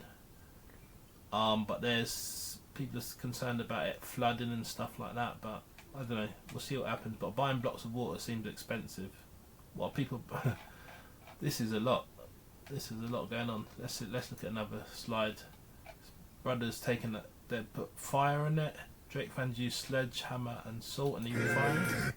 Using fire, they're using salt. What are they actually digging for? That must be dangerous. That is some serious ice. Right, so that's that one. Then we have let's see what this lady's saying. Some blowtorches to melt the ice structure that Drake placed in Toronto, so that way they can figure out when Iceman releases. And yep, you heard me right the first time. That she's saying, she's describing what's happening. light-skinned menace quite literally built this big thing made of ice, placed it in Toronto, and apparently the album So she's talking about the album release. release date for Iceman is hidden somewhere in the ice. Drake literally posted coordinates and everything, and It's like a kind of, what was that thing again? Go, like Pokemon Go, Iceman Go, crazy. I want to say with the current temperature in Toronto, it's supposed to take less than a week to melt. Less than a week But to of melt. course, you know, people are It's going to create a lot of water, isn't it? not going to wait for that. Mad. Alright, big her up. Raya the Last Dragon. She put her 2 pence on it. What? Yeah! Okay, so Drake apparently gifted the Toronto streamer Kishu founder's release date $50,000. Okay. Oh! Yo, Drake! I want to see the bag still. I want to see the bag. Sure. Of course, bro. 50,000. So did he dig out $50,000 or did he exchange $50,000 having found that bag thing? I'd love to take that bag. I gamble. I'm not gonna lie, gamble with the. I'm not going to give my real views on this, man, but yeah, I'll leave it there. But it's a little bit convenient. A big Toronto streamer, Krishka, is the one who find it. It's going to bring the most attention, but you know, it's all promo at the end of the day. It's all promo. That's all I'm going to say. It's all promo. This lady's reporting. This is one way to Bigger up Jess Smith. Big up the Jess Smith. promote an album. Drake posted last night to this massive ice structure. That is crazy. Look at that ice. There's music in that, so I'm gonna have to move on. But big up Jess. Big up Jess. People were. Now that looks like that looks like something else. But look at that, man. That's a lot of ice, man. Anyway, big up everybody. Please make sure you like, share, comment, and subscribe. As you can see, obviously, ice in Toronto. Iceman out soon, and I guess it's like a double entendre, really, isn't it? Because Toronto's a cold place. He's saying that my name's the coldest.co.uk. So I'm with the Ice references, but he's basically saying he's the coldest rapper. Basically, he's showing that by calling the album Iceman. He's also promoting the album with Ice, and also Ice is also a triple entendre for jewelry, diamonds. So basically, Drake is saying, look how there's the ice is unlimited, whether you're talking about real ice or jewelry or me being the coldest rapper out. So yeah, man. Nah, who's saying this? Kendrick Lamar dropping a Fireman album to battle Drake's Iceman. You're having a laugh. Is this serious? We'll do that in another. We'll look at that in another video. I'm not sure whether that's true or not. I'll be honest. I'm not sure whether that is true or not. You know, these people come up with various different things sometimes, but maybe it's true. Maybe it's true. Let me see. I think I need to get rid of these. Continue recommend. It's a rumor. Okay, so it's again got to be. But Iceman Drake album. Let's see what Wiki's saying on it. It's going to be released on May 15th, 2026. It's a follow up to that 2025 one, and also the 4th. I liked the particular track from for all the dogs. What was it called? 8M in Charlotte. I did a couple freestyles to that actually. Very cool track. You can play some piano to it as well. But do you know what I'm saying? So that's what is forwarding from Drake soon.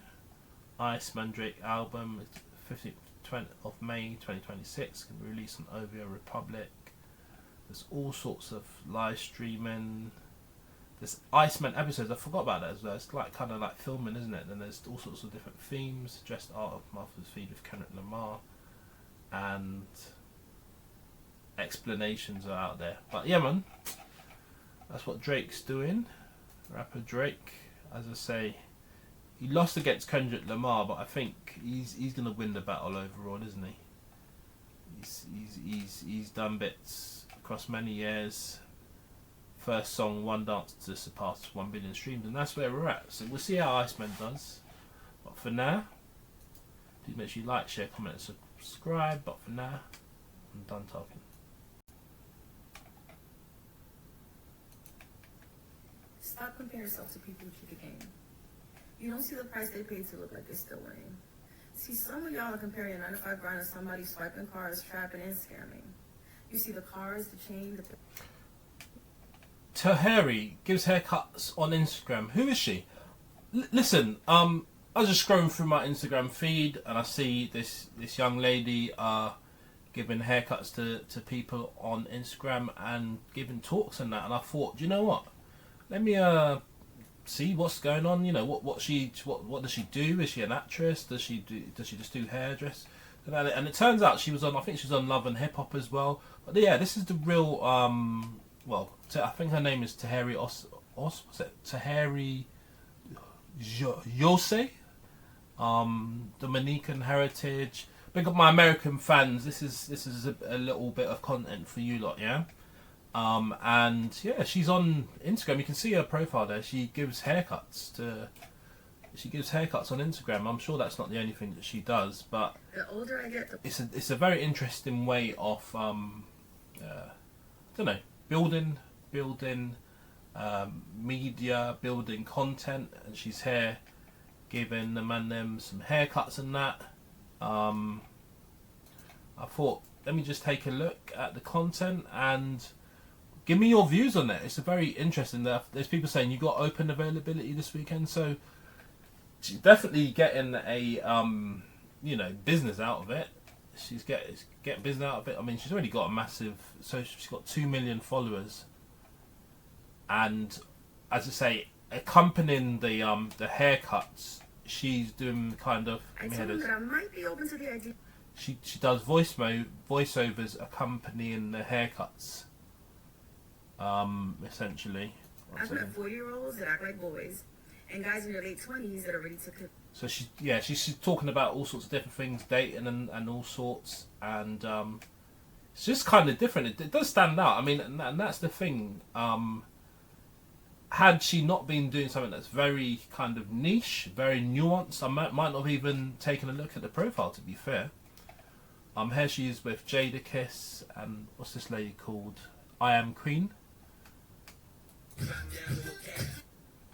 And I don't know, I'm not going to play the music, but Jadakiss has got some tune out clearly that they're dancing to and all sorts. Having a laugh, as we'd say over here. Having a laugh, having a bubble. Yeah, so that's linking up with Jadakiss. It's another one. She's giving the brother wasn't she giving him a fade? Maybe she's giving him a fade. She said, "Don't argue with me until you watch the whole thing." So she's probably giving a bit of content there, really. But hear me out. Not because he wasn't great, because we all know he is, but because I'm a huge Kobe fan. Oh, she's even talking about basketball. Okay, she's giving her take on basketball there, talking about being a fan of Kobe Bryant. And she's up to some. What's this? This one of her roles. She's. I think she's an actress. When the Office competition moves to field, it was supposed to be friendly sports outing. Get the full story on the madness of Le Factory season 1 has found its new home on Drop TV Latino. So she's obviously. I think she's acting. Le Factoria, it's called. Let me see. Oh, it's actually in Spanish as well. Okay.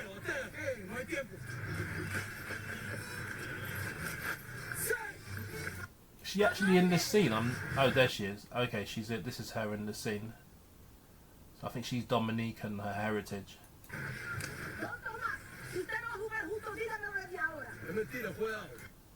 Okay, she's badding up the youth. This brother, I don't know, maybe he's done something wrong with the sporting play or something. She's not having it. So this looks like, this does look like comedy, to be fair. So she's an actress, all we can learn. So she does hairdressing. She's an actress, and she actually, maybe that's what she's back in the day. It's probably what she started with. She's a female barber. She's a female barber. Book Tahiry, so obviously you can book in. I mean, look, these haircuts are definitely not going to be £5, mate. These haircuts, I think these haircuts are going to be well over $100, even if not more. These aren't $10 haircuts, brother. These are definitely probably, I don't know. I should go and look at the what I was actually looking for was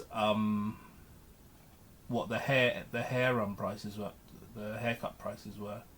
Maybe, I reckon. Look, you tell me in the chat how much do you think the haircut prices are. Do you think they're maybe $50, $100, $1,000? I reckon they're probably $100 to as high as $600 potentially. I'm convinced of it. They're not going to be cheap. But aside from that, she was in Love and Hip Hop. So look, this is all allegedly. Don't think any of this stuff is true or whatever necessarily, but this is a Love and Hip Hop Wikipedia. So she's from Manhattan, New York City, Taurus, Dominican. She was with Joe Budden. Speaking about Joe Budden in relation to Melissa Ford leaving the podcast in another video recently. Introduces the ex-girlfriend of Joe Budden. She turned to support Budden through the sobriety struggles. As feelings reignite between the two, Jose denies a wedding proposal from Budden during season 4. She attempts to break into acting during the third, fourth season. She had a feud with Rocky Thunder during the third season. She pairs as a supporting cast member in season 10. ERIKA KIRK attempts to set up Tahiry for recently single Joe, which puts her in the crossfires of Budden's ex Sin and her best friend Jonathan, who clashed with Tahiry throughout the season. And before Love and Hip Hop, she was an urban model in video, and she grew up pursuing performing arts, came to the public eye. Joe and that, she was on the third season. Was she? One second. She was on the third season. One second. Seasons 3 and 4 of Love and Hip Hop between 2013 and 2020. as you no doubt know, that's a show that's left an indelible mark on culture, American culture generally. Now she is doing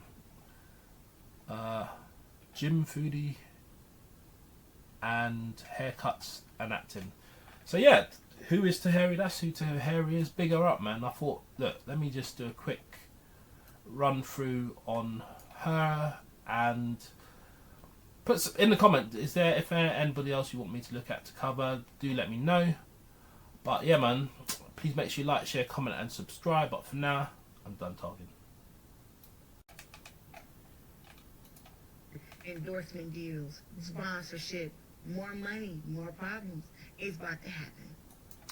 Yes, Claressa Shields the GWOAT, GWOAT, on the Melissa Ford podcast. Obviously Melissa starting out on her own, having left the Joe Budden podcast, and yeah, she's got a big guest on.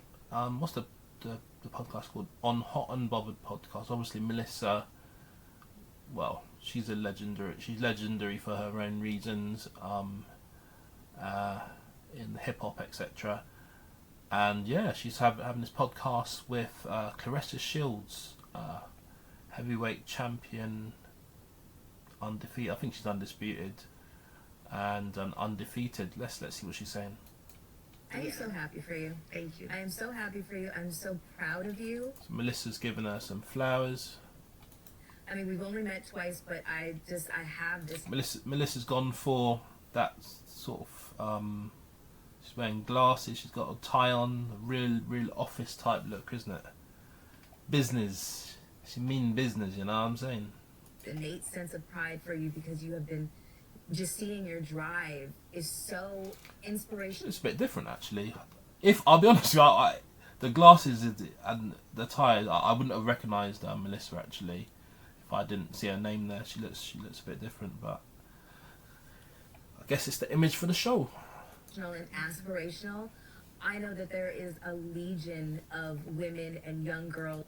She's saying that people will be looking up to Claressa, the GOAT. That just see your story and they feel like I can accomplish anything. Yeah, man. So that's what's happening. That's what's happening. Claressa Shields on Melissa Ford podcast. Let me see this bit. Apparently, she said Papoose would 50 Cent and tell him to okay. She's trying to get a fight going. Okay. Yeah, this. The relationship with me and Pap is not big because Pap is Papoose.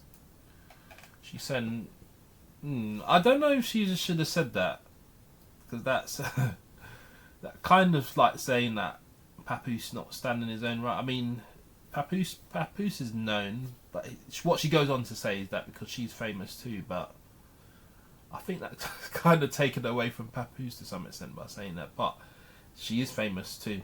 It's a fact, you know what I mean? It's big because I am who I am too. Had I been just a little Instagram model who nobody knew. But the thing is, Papoose has been with somebody else who's high profile before as well. But I don't know. I ain't getting into it. But big up Claressa, man. She's a hell of a fighter. Well, nobody respected. It wouldn't be no big thing. Right.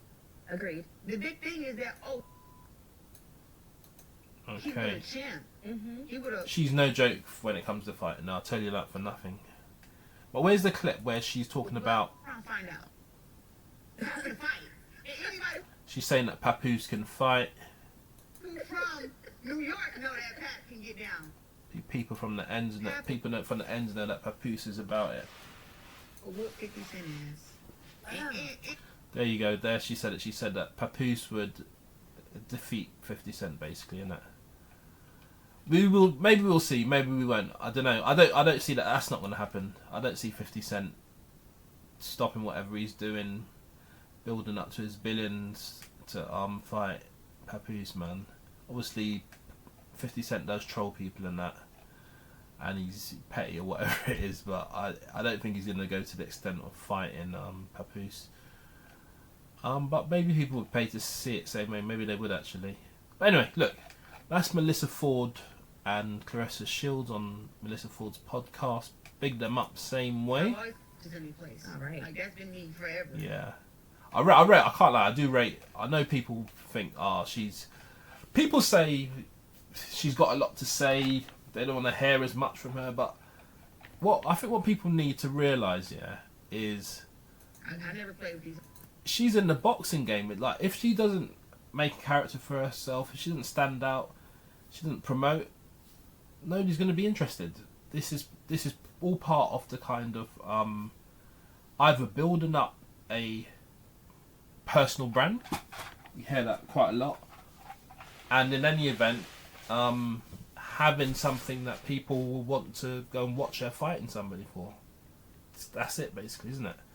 So people criticise her for talking too much. I don't know. People talk on their relationship and that. I don't want to get too much into that, but look at that. That's why. Because what she's doing is actually making her make bread and make money. Is what it is, man. But anyway, hot and bothered. Melissa Ford, yeah, man. Yeah, Claressa's legendary for her own reasons, and so is Melissa. And I'll say no more. Please make sure you like, share, comment, and subscribe. Big up all the watchers, listeners, and subscribers. And obviously, drop a comment down below, and also hype the video. But for now, I'm done talking. Better personalities than traditionally beautiful supermodels. Do you understand why people are so offended by it? Because they want to get offended. Everyone's looking for something to be offended about. Welcome back to the channel. Yeah, David Hay doubles down on his ugly comment from I'm a Celebrity. Yeah, you lot let me know what your opinions are on this. As I say, he's gone on to, I think this is ITV. Let me see this. I think there is. Who's offended by what I said there? Well, okay. Is it pretty girls, ugly girls? Who? There you go. So he's asked, yeah, it was ITV, so he's asking who's offended by what he said.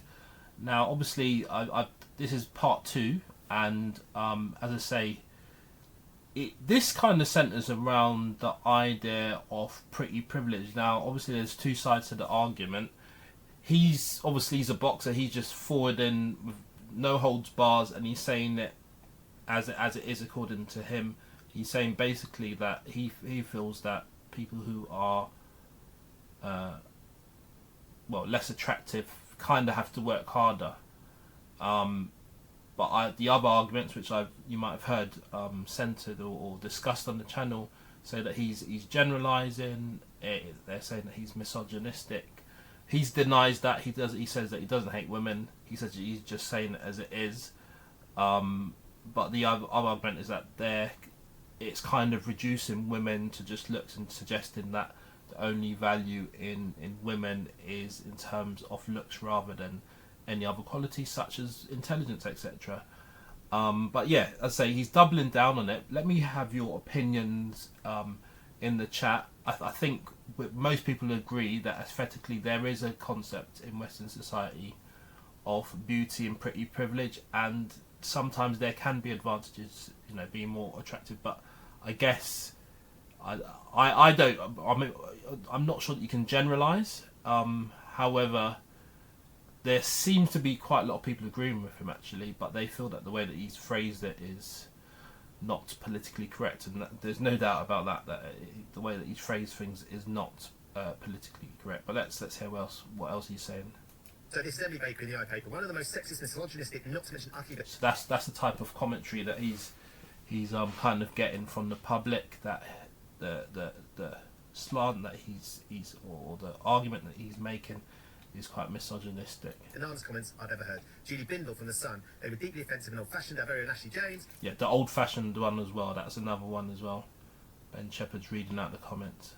It's not banter, it's a belief system that needs unpacking. When it's stripped back, he's saying women's personality is a consolation prize for not being beautiful. Yeah, so yeah, that's kind of reiterating the other side, the other position from David. The other thing that I heard him say, he was in an interview with Kugan Cassius, which I watched earlier on today, and I kind of got the impression that he felt that, because there was another question about him and there's an actor on there, I forgot his name actually, is it Aaron or something, I don't know, there's an actor that he's been accused of being a bit harsh towards and stuff, and he's saying that that's the way that things have been edited. And I guess kind of from this, No, I'm saying. do you know what it is? It does seem to me that in order to make an impact on TV or any of these types of shows, you do have to kind of present a view or come across in a way that captures attention. And sometimes it might be for negative reasons, which some would argue that it's happening to David in this case. But what he's done, and this is what he was arguing on the interview on AFL with Kirk and Cassius earlier, is to capture the attention of an audience. So he's essentially left the I'm a Celebrity being a kind of villain, but attracting attention to the series, and maybe that's why they brought him in the first place. And he's kind of done that job really, in terms of bringing eyes to I'm a Celebrity. If you get 100 beautiful girls, 100 ugly girls, put them in the dark. The ugly girls will have a. He's got a very rudimentary, straight down the line approach of analysing this situation, really, doesn't he? Better personality because they've had to develop it through necessity. Because I'm saying girls who get everything, who are beautiful from day one. He's saying it through necessity. Where I think he's going, that it can't be possible for him to suggest that, you can just limit things down to attractiveness, because people's brains are not connected to attractiveness. How your neurons, your life experiences, whatever, how you've been brought up, it might mean that you act in particular ways. I don't think it always comes down to how you look, but there's no doubt, we see it all the time, that pretty privilege is definitely a thing. That is certain. Whether we like it or not, it's not great, because again it is judging women based on appearance, but that does happen. I'm not sure that he's suggesting that most beautiful women don't have personality. I'm not sure that's the case. I don't know, but he's talking about his experiences the same way. Have to develop their personality in general, because they can get by in life, flying on private jets, getting everything for free. Uglier girls have to have the personality. So they have to have personality. Wow. But who made you the arbiter of what's beautiful and what's ugly? I'm not the arbitrator. I'm saying, in my opinion, the beautiful girls that I see. This is the thing. He's talking about his opinion and what he sees. But it is a Marmite view, isn't it? Usually have terrible. Might like it or you might hate it. Personalities where ugly girls, fat girls. Anyway, that's kind of, so he essentially is doubling down on the position that he held on the show, and that's where we are. That's where we are with it, really, man. That's where we are with it. That's what's happened. You didn't win, clearly. I mean, the show's still going on. Let me just check. I'm a Celebrity. Where are they now in the Super Show? I'm a Celebrity, get me out of here. So they're in South Africa, I believe. Oh, is it over? Okay. Adam Thomas. Is Adam Thomas the actor that he was clashing with? I can't remember. As David Adam Thomas. Okay. So yeah, it seems Adam Thomas won. Let me look at the overview. Go to Wikipedia. I just wanted to catch up on what's actually happened on this latest one. Bushford Trials, New South Wales.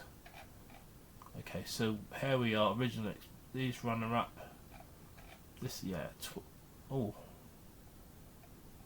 South Wales. Okay, it's not really coming up at the moment. But anyway, Adams won it. Let me see. I'm a Celebrity 2026, wouldn't it? It's been so many of them actually. The show's been running for years. 25. Oh, they haven't even updated it yet. They've not updated it yet. But it seems, yeah, Adam Thomas won, and again, Adam. So David came across as the villain for some of the views he had, and him bantering Adam. But what he did actually say in who is Adam? This is Adam, isn't it? I can't even recognise who's who. think that's Adam. Maybe I'm wrong. Anyway. Yeah, I think that's Adam. But yeah, so what I was trying to say was often you might have a hero, an anti-hero, or you might have a sort of villain. In this sense, it seems like David's the villain, Adam Thomas wins. They were clashing, but what David said, and I do think it is Adam Thomas, but David said that as much as people saw him bantering, and it's important to see both sides of the situation, but he's saying that to Coogan, that as much as people saw him bantering and edited to see him bantering, thinks Adam actually Adam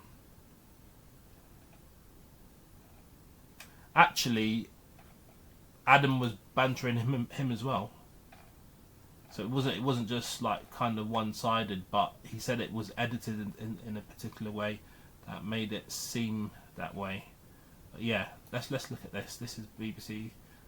Adam, I'm not signing in BBC, but Adam Thomas. Yeah, I was right. Adam Thomas, Craig Charles, Mo Farah, Harry Redknapp. Okay, I just remember. Yeah, he was in there. He's Portsmouth West Ham manager, isn't it?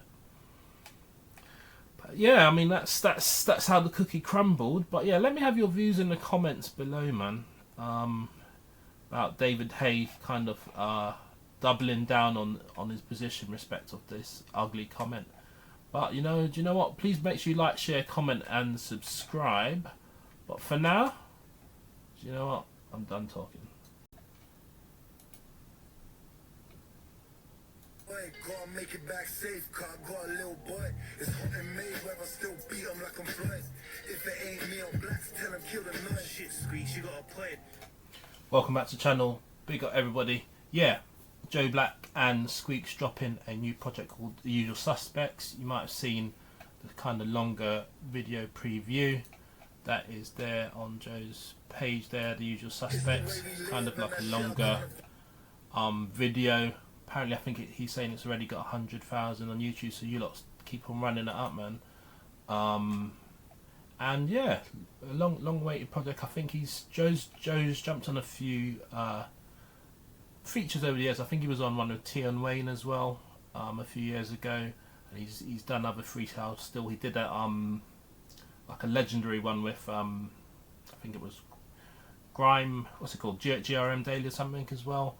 And yeah, they've forwarded, and they're going to be doing a project together. No Benny Banks on this one, but maybe we'll see that in the future. We'll see. I think that the calendars or whatever didn't align, but yeah, man, Joe's doing bits on a new project. So I've listened to 2 tracks off the project actually. He's released 2 that. There's CEO, and there is what's the other one? This one, which is called The Intro. I prefer The Intro as a track myself, but yeah, CEO's different. It's got like a there's another artist on it. I don't know, maybe they'll name them at some point, but there's another artist who does some sort of vocaling. I think it's another artist anyway. I don't think it's either of them, but kind of melodic rapping / singing on the CEO track. I was listening to it on SoundCloud early on today, and yeah, it seems to be piecing together quite well. Obviously you can see that they've been on their press jaunt. This is them with this lady called, is it Cheyenne Anderson? I think so.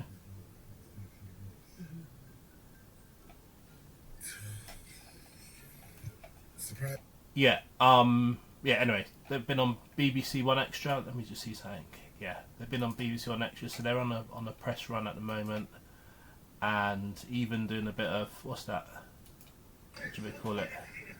Hard Hitters UK with the punching and that. Do you know what I mean?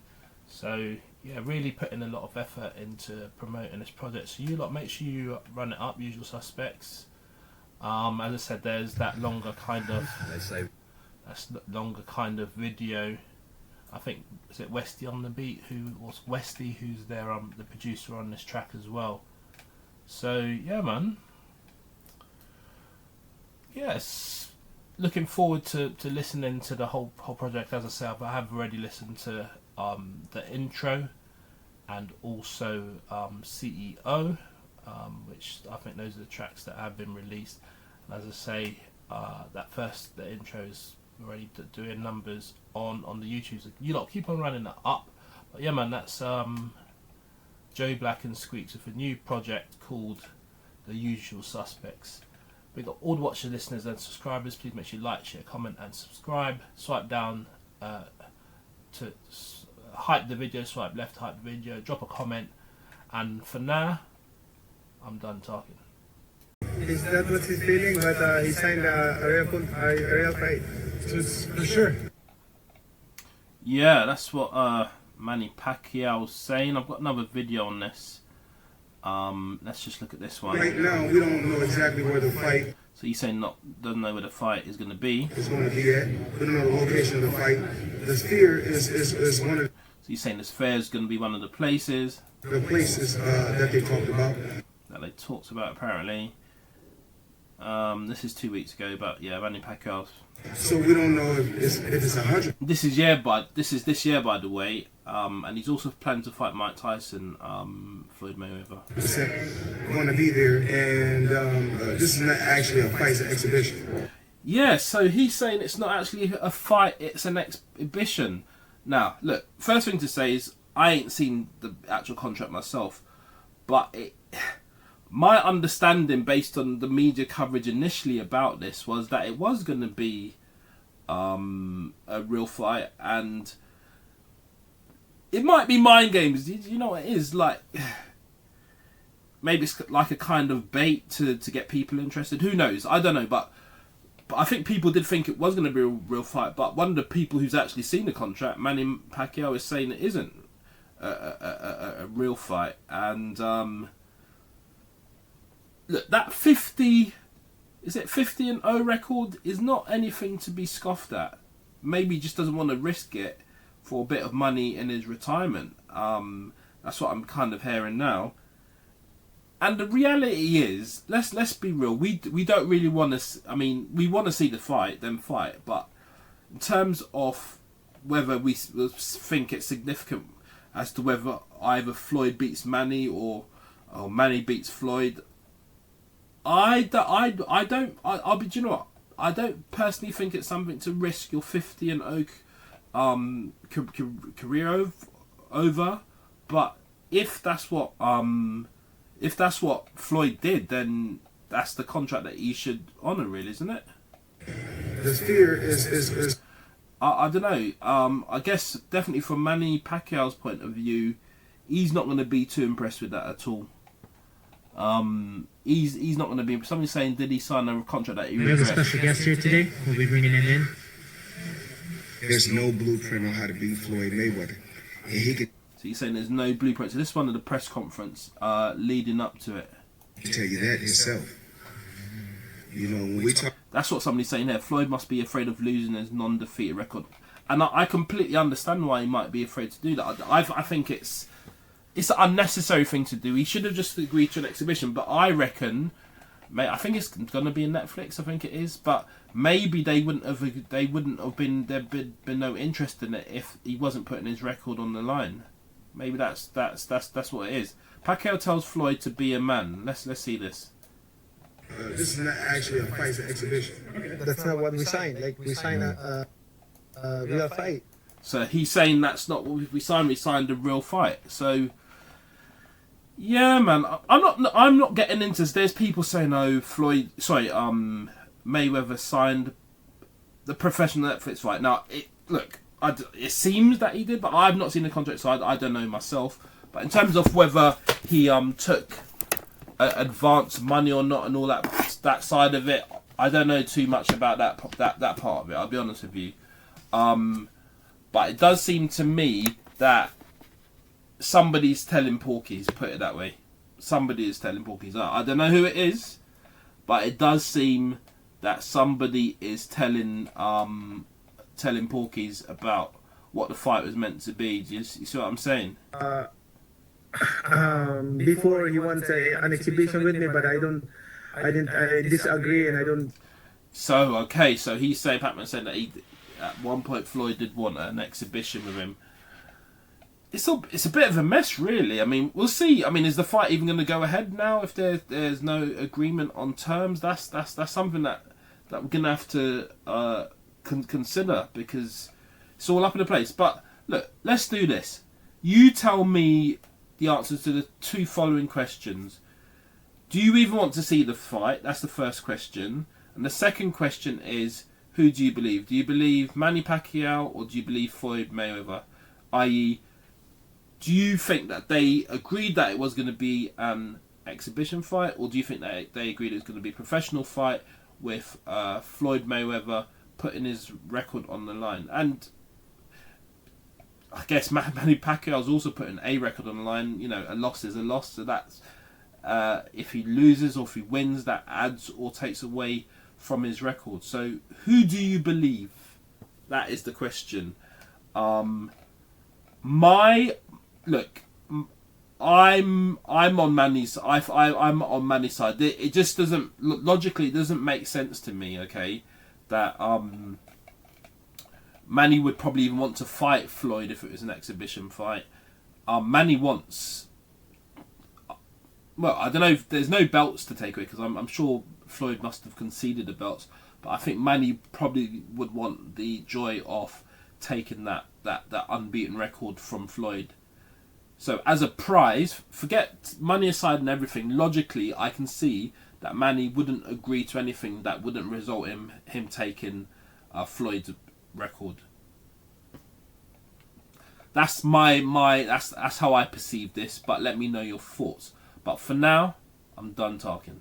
But then maybe you would pick me because you want to save the boys instead of the girls. So it could be you or you. I'd marry you, babe. I'd marry you. You didn't marry anyone. You know we would. India, Marlon, Sidemen, Inside. Bit of an update. So the show's over. So I thought I've done an earlier video on the show. So I thought I'd just forward back and do a quick review as to what happened next. And this is one of the scenes from the show. Let's see this. My gut was right long. So yeah, man. So India, Polak, who I think she was from Love Island. She was on the show, and yeah, this is a show that was a top 10 series in the UK. Inside new season, you see it there. So obviously she's quite proud of that, which it's really great to see. A Netflix show. It's kind of really doing bits, but I thought I'd just forward back again just to say what kind of happened next, what happened. So in summary, really, Eddie went on to win it. So as you know, it's a 7-day show. Marlon, who Marlon and India, etc. But Marlon came, he was second, and Alan thereafter on 3rd place, and then 4th Ben Alzert, Chloe Ferry. I think Chloe Ferry, isn't she from Geordie Shore? I think so. Yeah, definitely Newcastle upon Tyne. 5th place, Saffron Barker, Brighton 6th place, and then it seems so lasted quite a long time. 6th day, but India got eliminated on the 6th day. And Shine Reynolds also 6th day, and then Expressions Oozing 5th day, Anna Maligon on the 5th day, and Alfie Butler on the 3rd day, and Lydia Violet on the 2nd day. So I think we're going to kind of be seeing this a lot. Like some of your, and look, I'm not even going to comment on what I was going to say, but you're going to be seeing influencers, and you're going to be seeing a lot more people on shows. It seems that Netflix is really trying to tap into cultures. You saw what they did with the Into the Manosphere, documentary and stuff like that, and it's clear that Netflix is really introducing a sort of broad range of watching material. But as I say, Inside by the Sidemen was on it's in its 3rd series for the UK version anyway. And this is what we're kind of seeing. Eddie Hall. So I did a thing, Sidemen TV show. So he's won. So Eddie Hall's fighting Tommy Fury soon. So it's really getting a really cross reference of different characters from across the world, actually. Because obviously Marlon's from, I don't know, I think he's in America, but he's from one of the Scandinavian one of the Scandinavian countries as well. And that was the, as I say, that was the first. That was India Marlon's first chat on the Inside UK. Instagram, Twitch. She's asking if you make money off that and stuff. And yeah, man. So this is, You know. This is This is the show, really. But anyway, I thought I'd just give a quick review, say who won, and maybe I'll do what happened next for these lot as well. But yeah, that's Inside Sidemen Netflix. Please make sure you like, share, comment, and subscribe. But for now, I'm done talking. But then maybe you would pick me because you want to save the boys instead of the girls. So it could be you or you. I'd marry you, babe. I'll marry you too. Used to listen to you on the radio, and I was really supposed to like it. The words you were saying were so inspiring, psych. I turned it off and drove in silence. Mad, he's man forwarded. Anyway, yeah, you know what I'm saying. So this is Ren DMC on Britain's Got Talent, and yeah, man, he ends up roasting the judges. He's saying he thought Amanda Holden would be the one he'll be holding, or something along those lines. I think Alicia Dixon's there as well, Simon Cowell and KSI. But yeah, this is Ren DMC, who is the winner of Pen Game, one of the best rappers on the Pen Game platform and that. But yeah, he's on Britain's Got Talent. I thought I'd just do a quick video on it. I have teed up the main video, so we're just going to look at some of the lyrics on the show. This is Britain's Got Talent. Let's see. I'm not going to be playing the music for obvious reasons, but let's see this.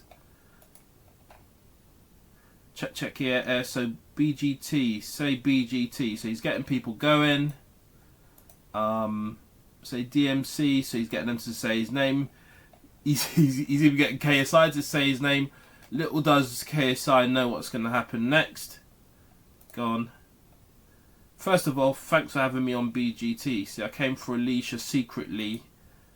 Am I gonna rap it? Am I gonna rap it on B? I'm not playing the music, but let's see.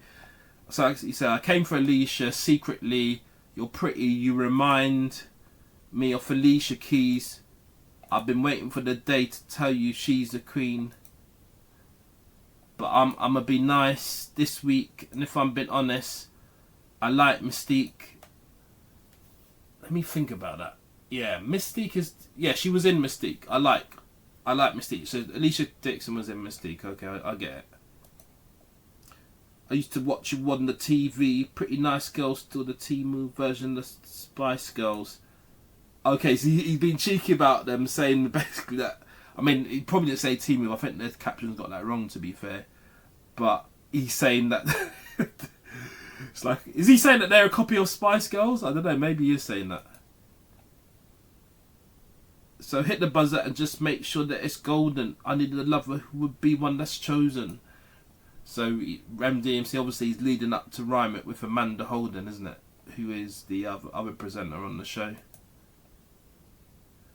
I'm the man of the moment, but I'm to be the one that Amanda's holding. Okay. I'm the man of the moment. I'd want to be the one that Amanda's holding. Okay, he's chirping Amanda Holden, say no more. But then, used to listen to you on the radio, and I was really supposed to like it. The words you were saying were so inspiring. Psych. So he's saying basically, he's pretending that he used to listen to Amanda Holden, but not really. I turned it off and drove in silence. Okay. So he said, "What? Let me see, man. I used to find it so inspiring, but I turned it off and drove off in silence, mad.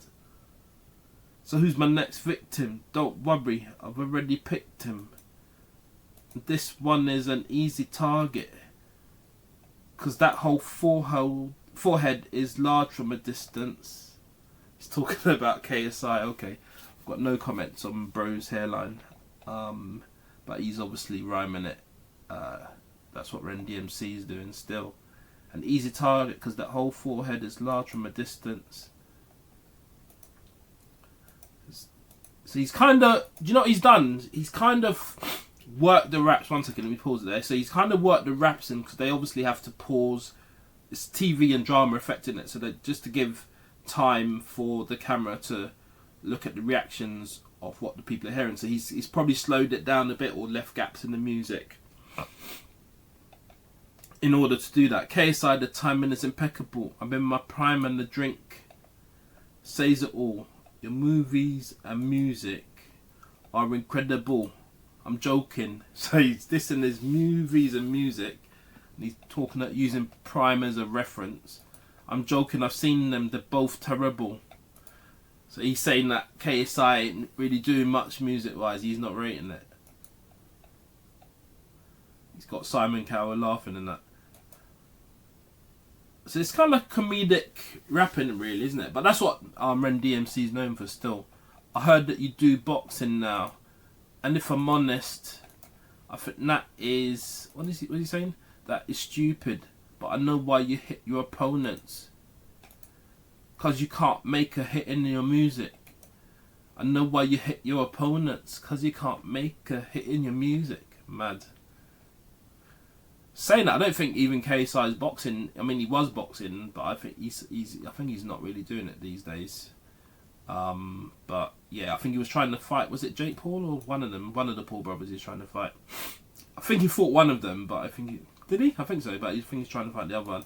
See, I got mad respect, but I haven't planned it yet. KSI, you better get your act correct. You're the worst thing in rap since Anton that. How man's forwarded to the show? He's dissing. He's not dissed Simon yet. He's dissed Amanda Holden. I think he may have dissed Alicia Keys. I'm not Alicia Keys. Alicia Keys. I'm not completely sure. And definitely Amanda Holden. He's dissed KSI. Now he's dissing the presenters, Ant and Dec from Biker Grove. I think they were on Biker Grove anyway. Ant and Dec. But yeah, they had a burgeoning. Well, they had a rap. They did some raps basically back in the day, innit? But yeah, he's saying, you remind me of since Ant and Dec, let's get ready to rumble. Let's get ready to rumble my tune though, big up and out. I'm rhyming, I've got a lot to write to. Hey Simon, not one to forget about you. I was going to roast you, but I'ma do the opposite. I'm trying to go through, so here's my peace offering. Under Simon, man, if I'm in the next round, so I'm the man, you got an actor talent. We know that he's true, so with that being said, Simon's got to put me through. Thank you. Alright, I was probably not doing it in any sort of timing, but they're rating it. Simon seeming to like it. People are standing laughing and that. And he's got the audience. So yeah, big up Ren DMC. So he's got the audience's attention. Hope these lot don't do anything to my video. It's just a reaction, do you know what I mean? But just looking at what I just trying to break down the lyrics. Because obviously, if you've got a rapper forward into the show, you want to actually break down and understand what he's actually said. You can hear it, but you know, I just thought I'd just do it this way. But yeah, KSC, a straight X. He's not rating it at all. He's not having it. Allow it, basically. That he's saying, don't be doing that. Simon's like, wise man, give him an X. And Ren DMC's pointing that, but yeah, it's probably all love, man. It's not. Do you know that's the thing with battle rap? You know, it's not really. Maybe people have their personal vendettas or whatever, but it's not that deep. I don't know. Maybe KSI will reply to him. Who knows? We'll see.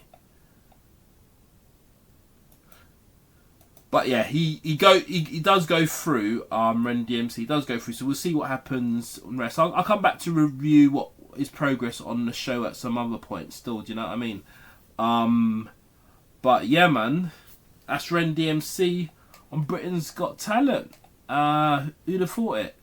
From the pen game to Britain's Got Talent, and doing bits over there. But yeah, big up all the watchers, listeners, and subscribers. Please make sure you like, share, comment, and subscribe before I take a look at that. But for now, I'm done talking.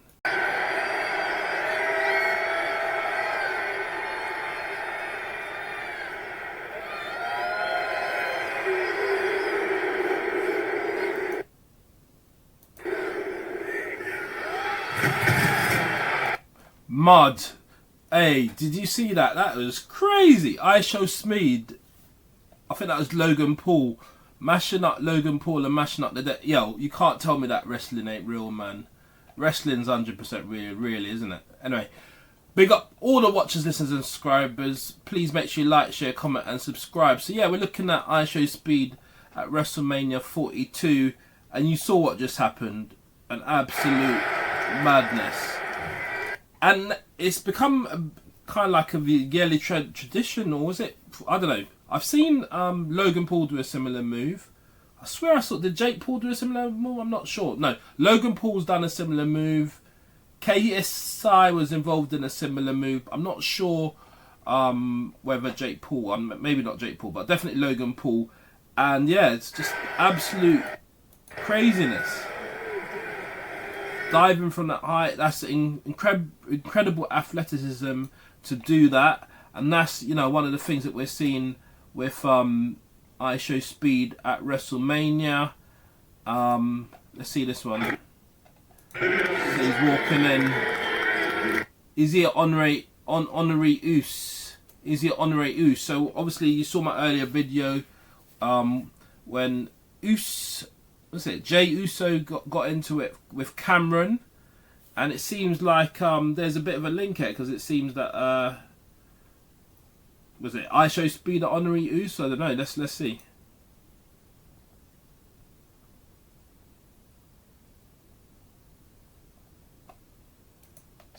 Doing bits over there, and this is one of the reactions that somebody had to input in IShowSpeed to the table. He's not reacting. Pods of Destiny. Man saying aura and that. Crazy. Hey, look at that. That is crazy, man. Just climbing onto some high situation there to jump off and mash up Logan Paul. That is, look, that is, what is that? About like 20, 30 feet or something?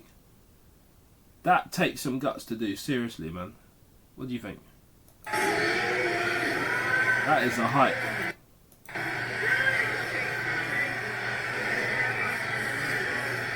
What is that? That distance from there to there is at least 20 feet.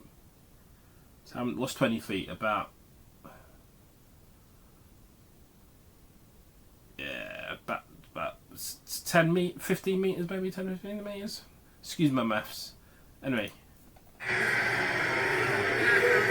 And he's done the Ronaldo Sue, the football slogan Sue. Mad. Absolute madness, man. But anyway, that is one of the things that happened, and that looks like an old one. Maybe it's this one. Oh, so it seems, if we're following this little storyline here, it seems clearly if what's his name, IShowSpeed's walking in with Logan Paul, he obviously betrayed him at some point to do that, to mash him up like that. It must have done, because how would it make sense otherwise? And then he's doing bare backflips and that. Oh, that was from a couple of days ago. Oh, where he's practicing his with a Rey Mysterio mask on, is it? Then this was, yeah, that we've seen that already. Then this is lifting people up, doing, what's that, like a tomahawk slam or something. Everything is like a accentuated action, really selling the moves. This always makes me laugh when they give, like, they just turn their back, like you turn your back on somebody in a fight and give them bare time to recover. Crazy. It's real though, so yeah. Just in the way that Santa Claus is real to some of you lot.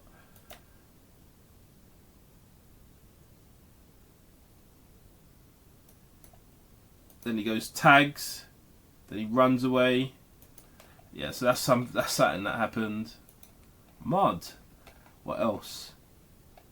Obviously, a bit of accusation there. Yeah, so he's so basically the YouTube influencers are going at it. Logan Paul slapped him in the face. He's selling it, pretending like he's knocked out and that. Mad. Oh my gosh, so they're doing some wrestling as well. Chucks him out of the ring. How do they do that stuff without getting hurt, man? Must be real. Oh, I can see what happened. So it was a setup.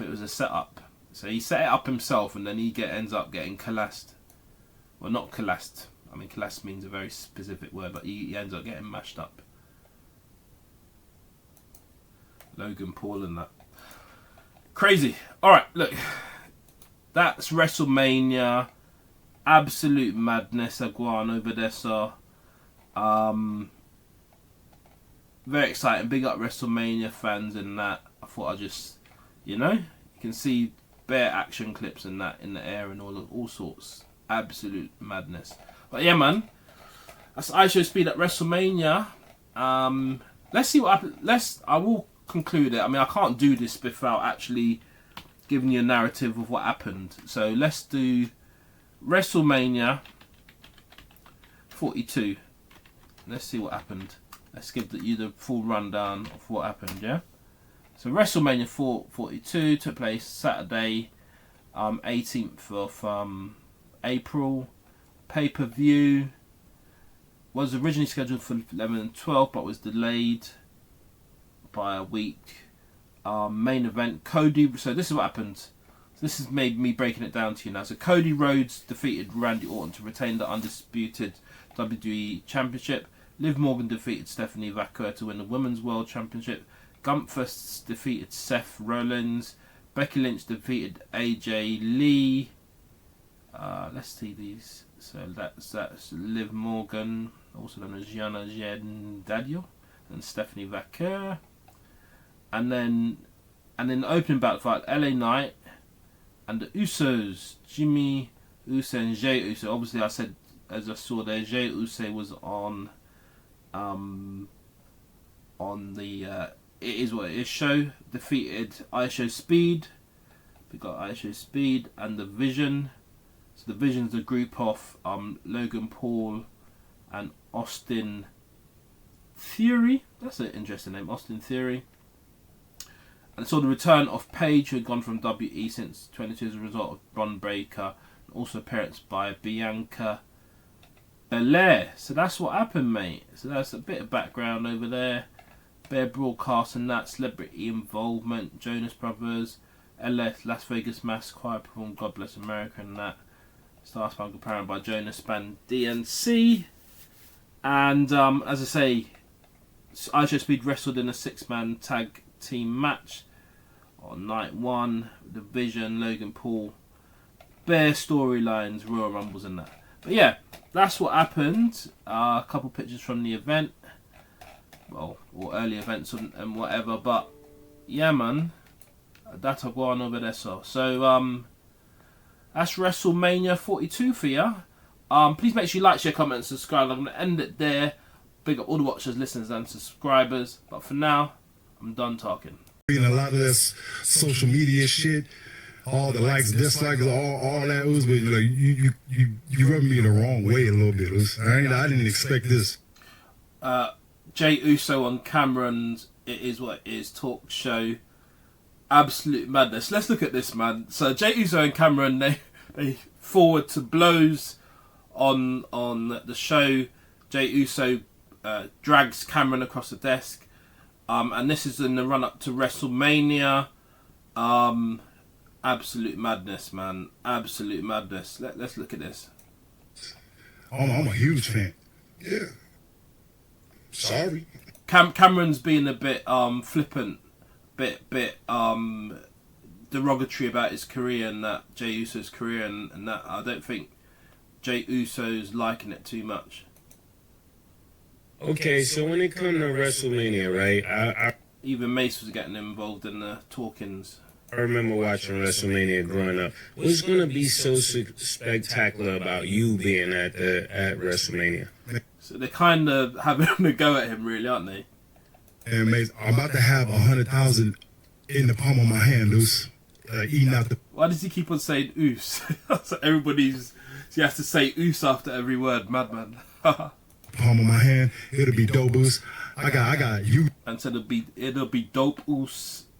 Basically, that's his catchphrase, oos, isn't it? Oh. That's his catchphrase, oos. Tours in my match. I ain't even worried about none of that. Cut this paycheck, oos. Hang out with my family, though. Cut this paycheck, oos. What are they replying to that? Mate, I don't actually have any more questions. Nick, yeah, this is when it gets real mad. This is when it gets real mad, man. Yo. I'm more mad at you because you keep bringing Saturday. So he's saying you keep on bringing Saturday. So obviously, I think Sunday's meant to be the big one. And this Brer keeps on talking about Saturday's WrestleMania and that. Hey, by the way, do look out for the video. I'm going to do a separate video on IShowSpeed's appearance at WrestleMania 42 still. Any of your niggas here, and you don't bring us a Sunday WrestleMania. Man said, say less. Nah, it looks like, yeah. Damn, I ain't gotta be here. Hey, was this real? Hold on a second. Is wrestling even real? I think is wrestling real? I think this is going to show that wrestling and WrestleMania, WWE and all that's real. Man, it's crazy. Drags man across the desk on his own show. Must be real. Bro, you ain't bringing Sunday. I need a Sunday WrestleMania. He says he needs Sunday WrestleMania, not these Saturday WrestleMania youths. I don't smell with the man's forwarding like he's on some badness. What I'm going over there, so. This is cooking, and at the end. Oh yeah, this is when it all kicks off, man. Oh my days! Look at him, he's rushing towards Camron. Mad. Let me just see this. Oh my days! I can't believe what I'm seeing. Drags man off the desk. Do you know what that reminds me of? What's my man called? From Sludem Crew. What's his name again? Next hype this year. People know who we're talking about. Where he said drag man out of his car and that man dragged man across his desk. Oh my god! He's punching him. Mad. Is he punching him up? Hey, look at Chris. She's doing bits, man. She's diving off the top of the table and stuff. She said, "Stop." I think Mace forwarded quickly still. Hey, Mace is getting involved. Where's Camron? Is Camron still on the floor? Mad. Man said he's tripping. Is Camron saying he's tripping while laying on the floor? Crazy. Oh my gosh, he's left Camron laying on the floor. Mad. That is mad. And when I watched the rest of that show, yeah, and Camron forwards back to his desk, and he's wearing an ice pack. So I don't know what happened to I don't know, maybe he got a head injury or something like that. Obviously, wrestling's real. This is why wrestling. Look at that.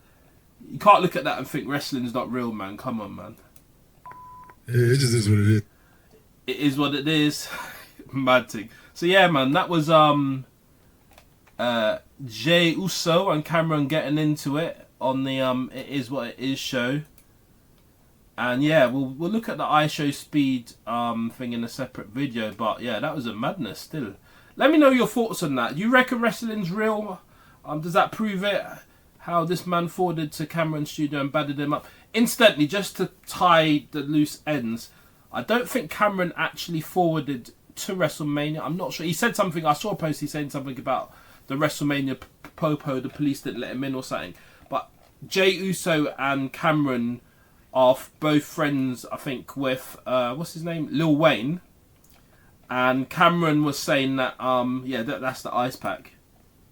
Shout out to Cammy. Did the Camron called Jey Uso. Yeah, man, I'm being fucking smacked. Look at that. I mean, you know the language over there. So the man them, that's the man them show. So they're just the language is quite forthright and that.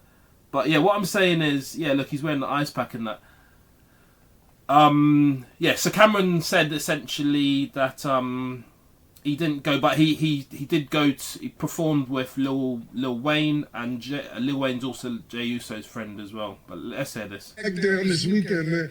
Trust me, I'll be down there. So I thought he was he thought he was going, but he didn't. I'm not sure he did. He did go in the end. I'm not sure he did go in the end. And this is Chris talking about the background scenes.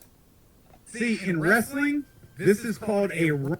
Yeah, but there's music, so obviously man ain't gonna listen to that. But anyway, hear what I'm saying. Please make sure you like, share, comment, and subscribe. Camron, Jey Uso, WrestleMania. It's a madness. I mean. Anyway, for now, make sure you like, share, comment, and subscribe. But for now, I'm done talking. What happened? What happened to you? Well, where you? Wow, this. Yeah, man. Yo. Uso and Camron in the follow-up to WrestleMania. Oh, God. You being real disrespectful. I made a mistake. Stop. It's going down. We are at Greens for Life, 145th Broadway, Harlem, New York. See the bro here. Welcome back to the channel. Please make sure you like, share, comment, and subscribe. There you can see there's DJ Mac 10 from London in New York. I think that's Styles P. Big them up. And yeah, man, it seems like the UK music is doing bits abroad. DJ Mac 10 went over there and linked up with a couple of people, including I'll just turn the music off, including Jim Jones from Dipset. And he's doing bits. So I think he's obviously hosted some American artists as well, and he's had some outside sessions. So him and DJ AG, they've done quite a bit over the last sort of 3-4 years. I mean, let me just be clear. DJ Mac 10 has been around for many years, decades even. He, you know, with the Nasty Crew, etc. DJ for Nasty Crew, I think that's Mano. And he's a legendary DJ, really, DJ Mac 10, and he's taken the message abroad to New York, and he's doing bits over there, man. So I just thought I'd just take a look at that. He's got, I think he speaks about it in this video. So he's got these artists over there as well, and they're performing outside.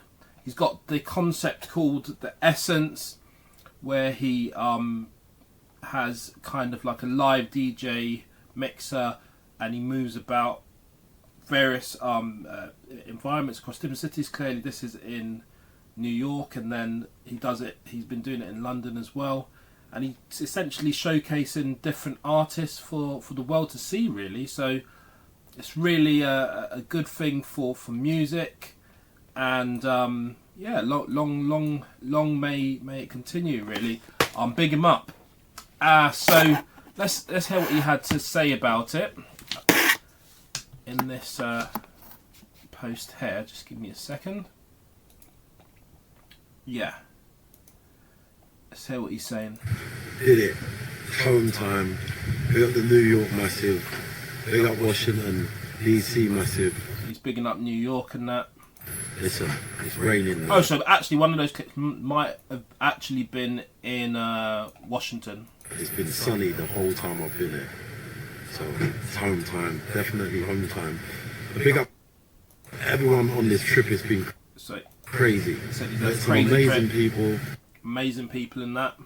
Send out to C's and AB and 2, all the bars on I-95.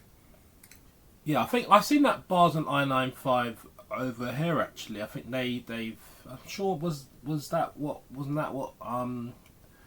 Lady Ice was on. She did some incredible performance on that. I think it was I-95, but if I'm mistaken, do correct me in the comments. Massive big up Otto, big up Phil a Day, everyone in Washington DC. Massive shout to Nate. Yeah, man. So yeah, legendary grime DJ Mac 10's gone to America and spreading grime, spreading the mess up. Is that? I think that's Dave East, isn't it? I think that was Dave East as well. and linking up with some real, you know, sort of top hip hop legends over there. Let me have your comments on that. And for now, please make sure you like, share, comment, and subscribe. But for now, I'm done talking.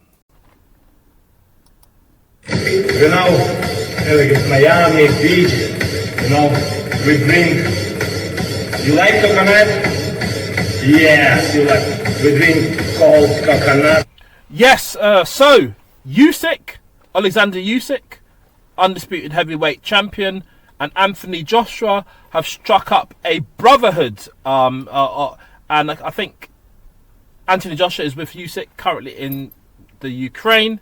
And yeah, they're really getting along. I think it seems that Usyk is part of Anthony Joshua's training camp, and you know, it's a great thing to see. It's a very interesting story. Kind of reminds me of the Rock and Apollo story, and there's a video that hopefully I come across when I'm looking through these videos on this, in terms of how in the fictional depiction with still Sylvester Stallone's, where the boxers kind of came to blows and then they worked together to get Rocky to win in fights, etc.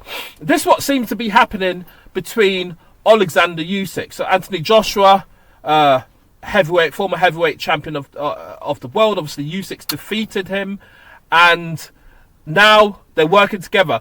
And as I said before on this channel, it's a very good idea actually, because who better? I mean, Usyk defeated him, I think it was twice. Usyk's also defeated Daniel Dubois twice. But who better to get you to a very high level of boxing than the person who's defeated you a number of times? Obviously, Anthony Joshua's gone through a very hard time, losing some people who he considered brothers, and we obviously it was not a great for them, or for Anthony Joshua or those brothers, those young brothers' families. But he's kind of, you know, I know he spent Mother's Day with their mothers, and he's here with Usyk training. I'm not sure who he's going to fight next, Anthony Joshua. I did hear Eddie Hearn say, because there was that thing with Gareth Davies, who had suggested that it was signed for Anthony Joshua to fight Tyson Fury, but then Gareth Davies later withdrew that, and Eddie Hearn also confirmed that what Gareth Davies had said at the time, which Gareth Davies did withdraw, was incorrect, and in fact there's not likely to be any fights until perhaps the end of this year, and yeah, potentially with Tyson Fury at the end of the year, but there's nothing signed yet in ink. But you know, this is where we are, you know. So there you go. So you see the training. So yeah, Anthony Joshua's with Usyk in the Ukraine, and I don't know who's saying who's my big brother. Let me see. So I think Usyk is saying that Anthony Joshua's his big brother. I'm not sure what the ages are. I can't remember actually, but I think he might be referring to the stature of Anthony Joshua rather than age. I'm not quite sure that Anthony Joshua is actually older than him. I've no idea. I think he's just saying he's taller. But let's see. National food. Seems to be an interview with the Mail. Credit to the Mail. My culture, Ukrainian music, my church, important for me place. So he's talking about his home in Ukraine and how it's important for him. Very appreciate what Anthony here now is my big brother. It's not rival. It's not my rivals. It's not my opponent. It's my. So he's saying that Anthony Joshua, they're not rivals anymore. And yeah, they're not. Look, they're not going to fight again. It would be pointless. He won twice, fair and square, and he's taken up a coaching role. So he's saying very clearly, we're not rivals. Partner is my brother, AJ G. Very kind of guy. AJ's my brother. He said he's saying he's a kind guy. Hardworking, very smart. Very good guy. We speak every. So he's saying that they speak frequently. Every day we training 2 times. Training 2 times. Morning and evening. Anthony is champion. Yes, Anthony now. So he sees Anthony as a champion, and Anthony Joshua is a champion. He won multiple belts, and even won back a belt against Ruiz. I forgot that name in a recent video, but yeah, it was Ruiz. Andy Ruiz. He won back his belt from Andy Ruiz. Don't have belt. For me, it doesn't matter. Yeah. Champion, it's a man who in the heart. Never give up. Every day. Yeah, man. So that's what's going on over there. Obviously, they were fighting. You see that image there. They were fighting. They fought 2021 and 2022 with Usyk. This is, you know, Usyk showing Anthony Joshua the Ukraine. Like a nickname Da Vinci. That's what I feel. Yes. Yes. So they're working in the gym. There's a bit of music in that one, but yeah, man. So Anthony Joshua, he seems to be on the road to fighting again. I mean, it's pretty clear he's on the road to fighting again. This is when he was.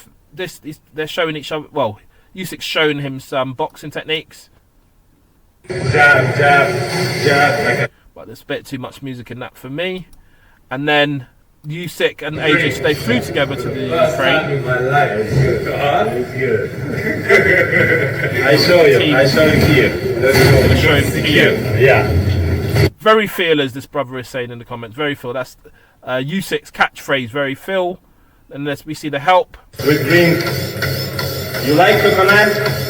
Oh, that's the yes, you like. We drink. That was the other angle of the clip that we were seeing earlier, talking about, I think, coconut water or coconut. I don't know, maybe. Cold coconut with ice. And he's teasing it because do you know what's funny? I think Usyk's slightly taking a mickey. He's saying basically, think about coconut with ice, but obviously, if you're working out at the time, it's kind of a bit of a distraction, but. Because you're thinking, oh, why is he talking about coconut? Well, I can't drink that now. I'm working out. But now, Usyk's known for a bit of comedy. He's a funny guy.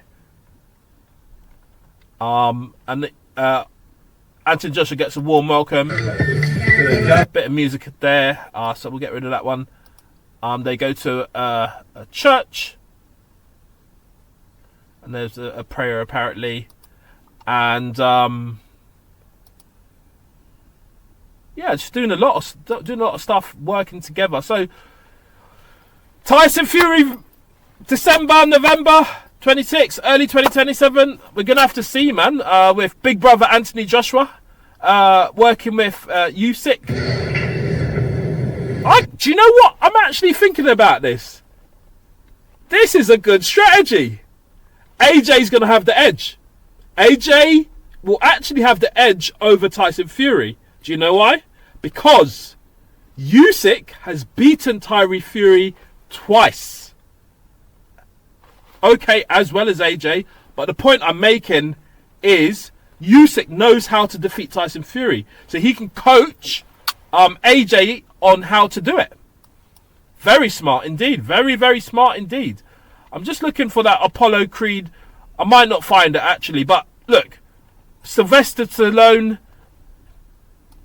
This is the real story. This is the real story. Let me see. Rocky. I'm gonna type it and see if it comes up. Rocky. Anthony Usyk. Rocky Usyk. Anthony Joshua. Let's see if that clip comes up. It might come up. There's a clip that I saw earlier. I was gonna forward it, but I can't be bothered to email it to myself. So, it's working on it. But yeah, man, he said he has full confidence. Let me hear this one. 2024, 20. Yeah, there's a bit of music there, but basically what he's saying. Let's see the subtitles. Anthony with Usyk training together. 2026, 2027. Anthony undisputed champions. So I don't think he's going to take Anthony's going to take the belt from Usyk, but some other fighter. I think Usyk wants to fight Tyson Fury in the trilogy. I'm not sure how that's going to work out, actually, because Usyk's fighting Rico Verhoeven. Usyk is fighting... who's the second boxer he's fighting again? Yes, that's it. He's fighting Rico Verhoeven, but then Usyk wants to fight next the winner of the Dubois-Wardley fight, and then Usyk said that he wants to have a trilogy with Tyson Fury, okay? So... I don't think a fight with Usyk and Tyson Fury and also a fight with Tyson Fury and Anthony Joshua is going to take place in the same year. I don't know why I think that, but how I've seen boxing take place, there seems to be like a fight a year these days. In Tyson's time, he was fighting multiple times. Look, Floyd Mayweather, as I said in a recent video, is fighting much more than all these fighters. He's fighting 3 times this year. But with these other boxers, they don't tend to fight 2 or 3 times a year. It's more like once or maybe twice a year. So I don't see both a Usyk fight with Tyson Fury and a Usyk fight with Anthony Joshua taking place in the same year. I think, in fact, it's probably more likely that this year it's more likely Tyson Fury would fight Anthony Joshua than Usyk, I think. But we're gonna have to see. But yeah, I was trying to search for that Rocky clip, but I'm not seeing it at the moment. But Rocky Apollo, I'll just search for that separately, see if it comes up. Rocky and Apollo. Now Apollo, and as you'll see on the channel, you see that I've done a video about Michael B. Jordan, who's played Creed. I think he plays Creed. I don't know, Creed Apollo, but basically Creed Apollo's son, or Apollo's son, is Michael B. That's what Michael B. Jordan stars at. Look, it's not coming up. I'm getting a bit of a slowdown there. But look, actually, I know where I'll find it. I'll just find it generally online. Rocky and Apollo. I do want to look at that because there's a great contrast with that. Yeah, there you go. So that's that clip where they're running on the beach. And they'd fought together before. You see that? So they fought together before in the ring, and then they're sort of racing, and they're helping each other. If we just look at that. So Apollo Creed is a fictional character, served as a main antagonist in Rocky and Rocky 2, and a protagonist in Rocky 3 and Rocky 4, and inspiration for the character Creed. Jack Johnson was inspiration for the character Creed. Serious challenges, and then, as I say, they fight, and then handshake slaps it away.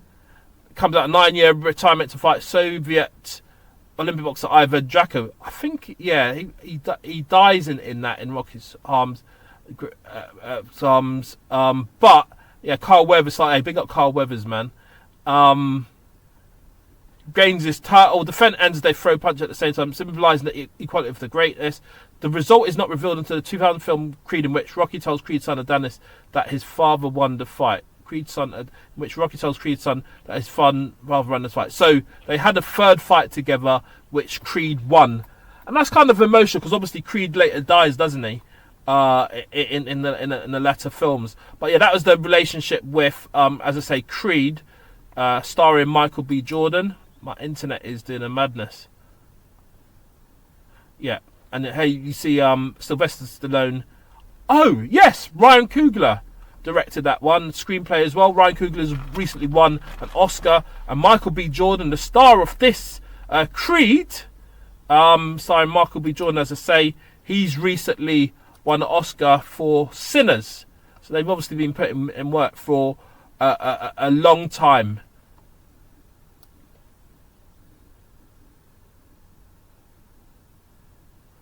But yeah, man. But I've just realised I've made a massive mistake or something, and I'm gonna have to correct it in a minute. But nevertheless, yeah, that's what's going on, man. That's what's going on. So we're kind of discussing Anthony Joshua and Usyk. But anyway, big up all the watchers, listeners, and subscribers. I've just done so many videos for you to watch on the channel. Please make sure you like, share, comment, and subscribe. But for now, I'm done talking.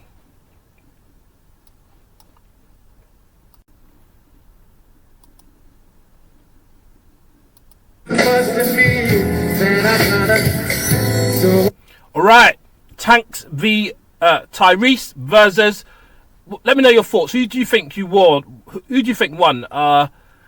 Tyrese is saying that he won. And yeah, it'd be great to have your comments on that. I think this is what you have to say, but there's a bit of music, so I'm not sure how much of it on the play, but hear this.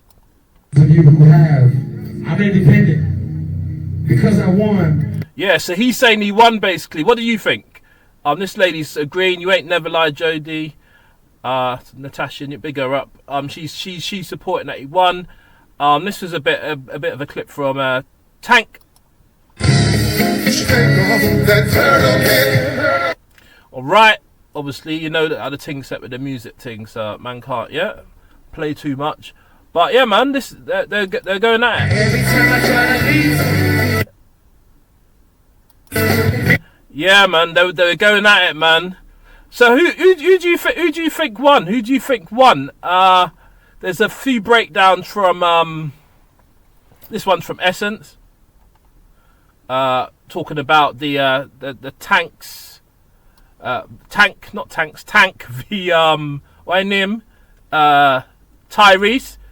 They're saying there's a particular kind of memory that R&B holds, doesn't just live in the mind. And it's the way a song lingers, blah blah blah blah. Celebration of catalogue and community involved, more expected in July 2020 when Versus partnered with Apple Music, a move that brought through the series into sharper focus with high quality live streams, curated playlists, and a deep archive of the very song that built its foundation. And then obviously they're talking about Tank's beginnings in church, transitioned into secular R&B, worked as a background singer for Genuine, and he debuted in 2001. So these men have been rocking with the music for a fair bit. They've joined forces as well. They're in a band together for a while. 2007 called TGT, Tank, Tyrese, and Genuine. They did had a Free Kings tour or something like that. And then they're talking about the songs. Versus off something rare. So yeah, that was more. I'm gonna delete that. That was more like an intro to the thing. And then this one from Complex talking about, and this is on by Trace William Cohen on the 27th, 26th. This is a bit more up to date. And Versus bringing Tanks and Tyrese forward in. Exclusive gas trading cards. So apparently they've got some trading cards and all sorts of stuff. So they're even sort of monetizing it in different ways. That is interesting. And then the Face Off 26. There's a picture of Tyrese Tank Face Off. Apple. So it's at Apple Music Studios, 5:30 p.m. PT. And obviously again talking about Tanks. I'm sure it's already discussed that. And then Tyrese was in the Coca-Cola advert and all of that.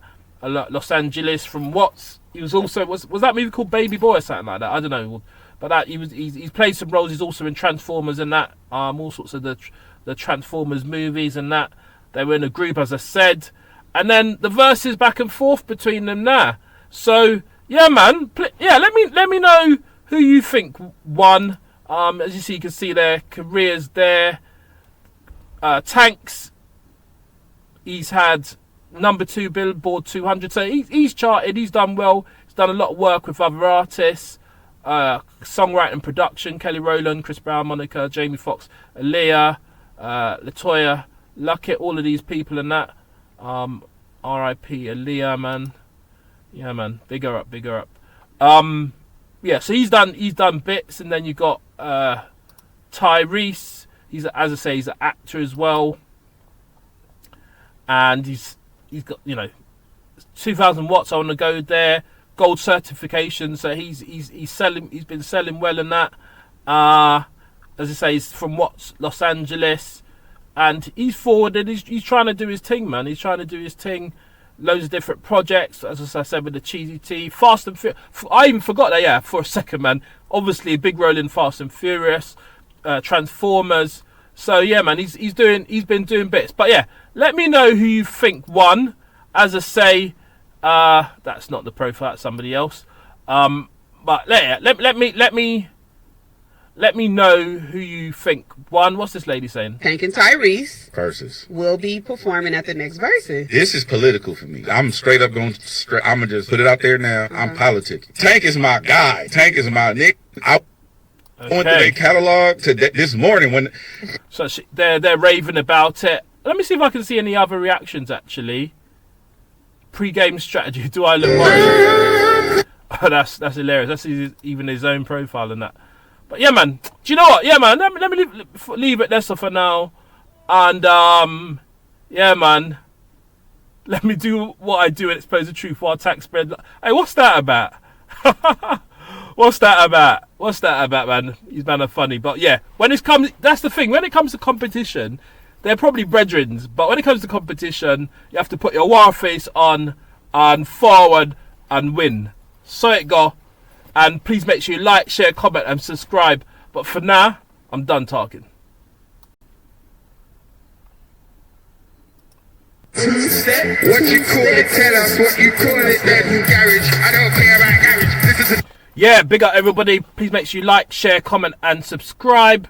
We're talking about the Mobo Awards 2026, and Wiley returns to the Mobo Awards. The Godfather of Grime returns to the Mobo Awards. What are your thoughts on all of this? It's good to see him back at the Mobo Awards. He was up for, I think, Grime Act of the Year.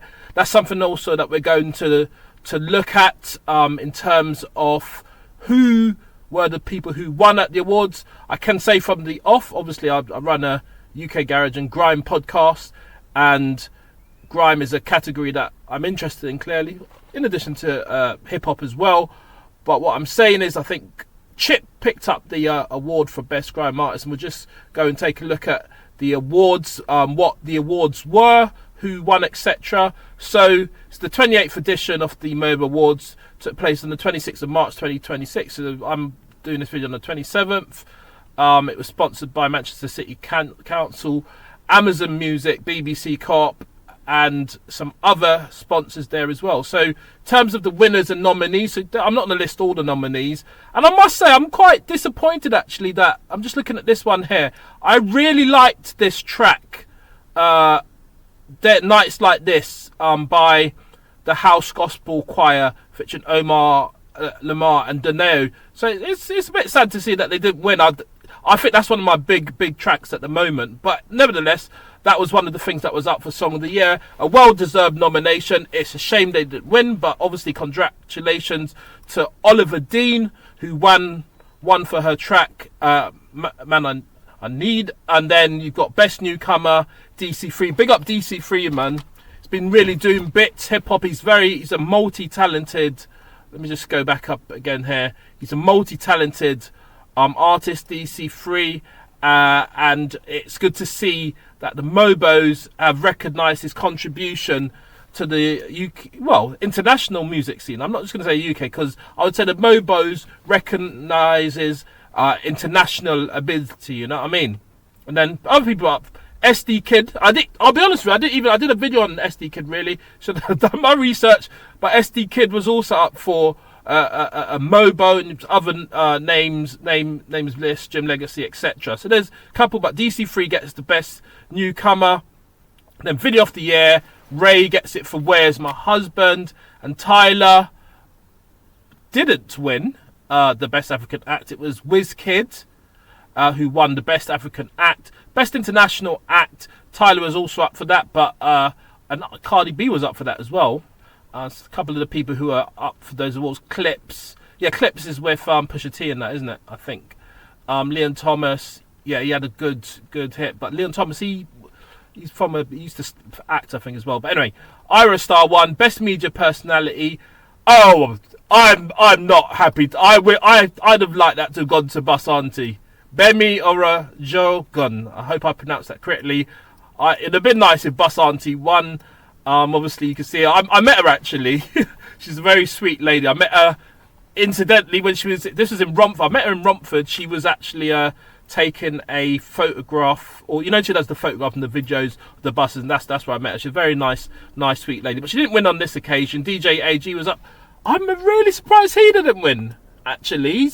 Well, I mean, obviously Bemi, because she's auntie, I'm just saying I'd have nice she would have won, and she's done her bits this year. But I'm surprised DJ AG didn't win actually.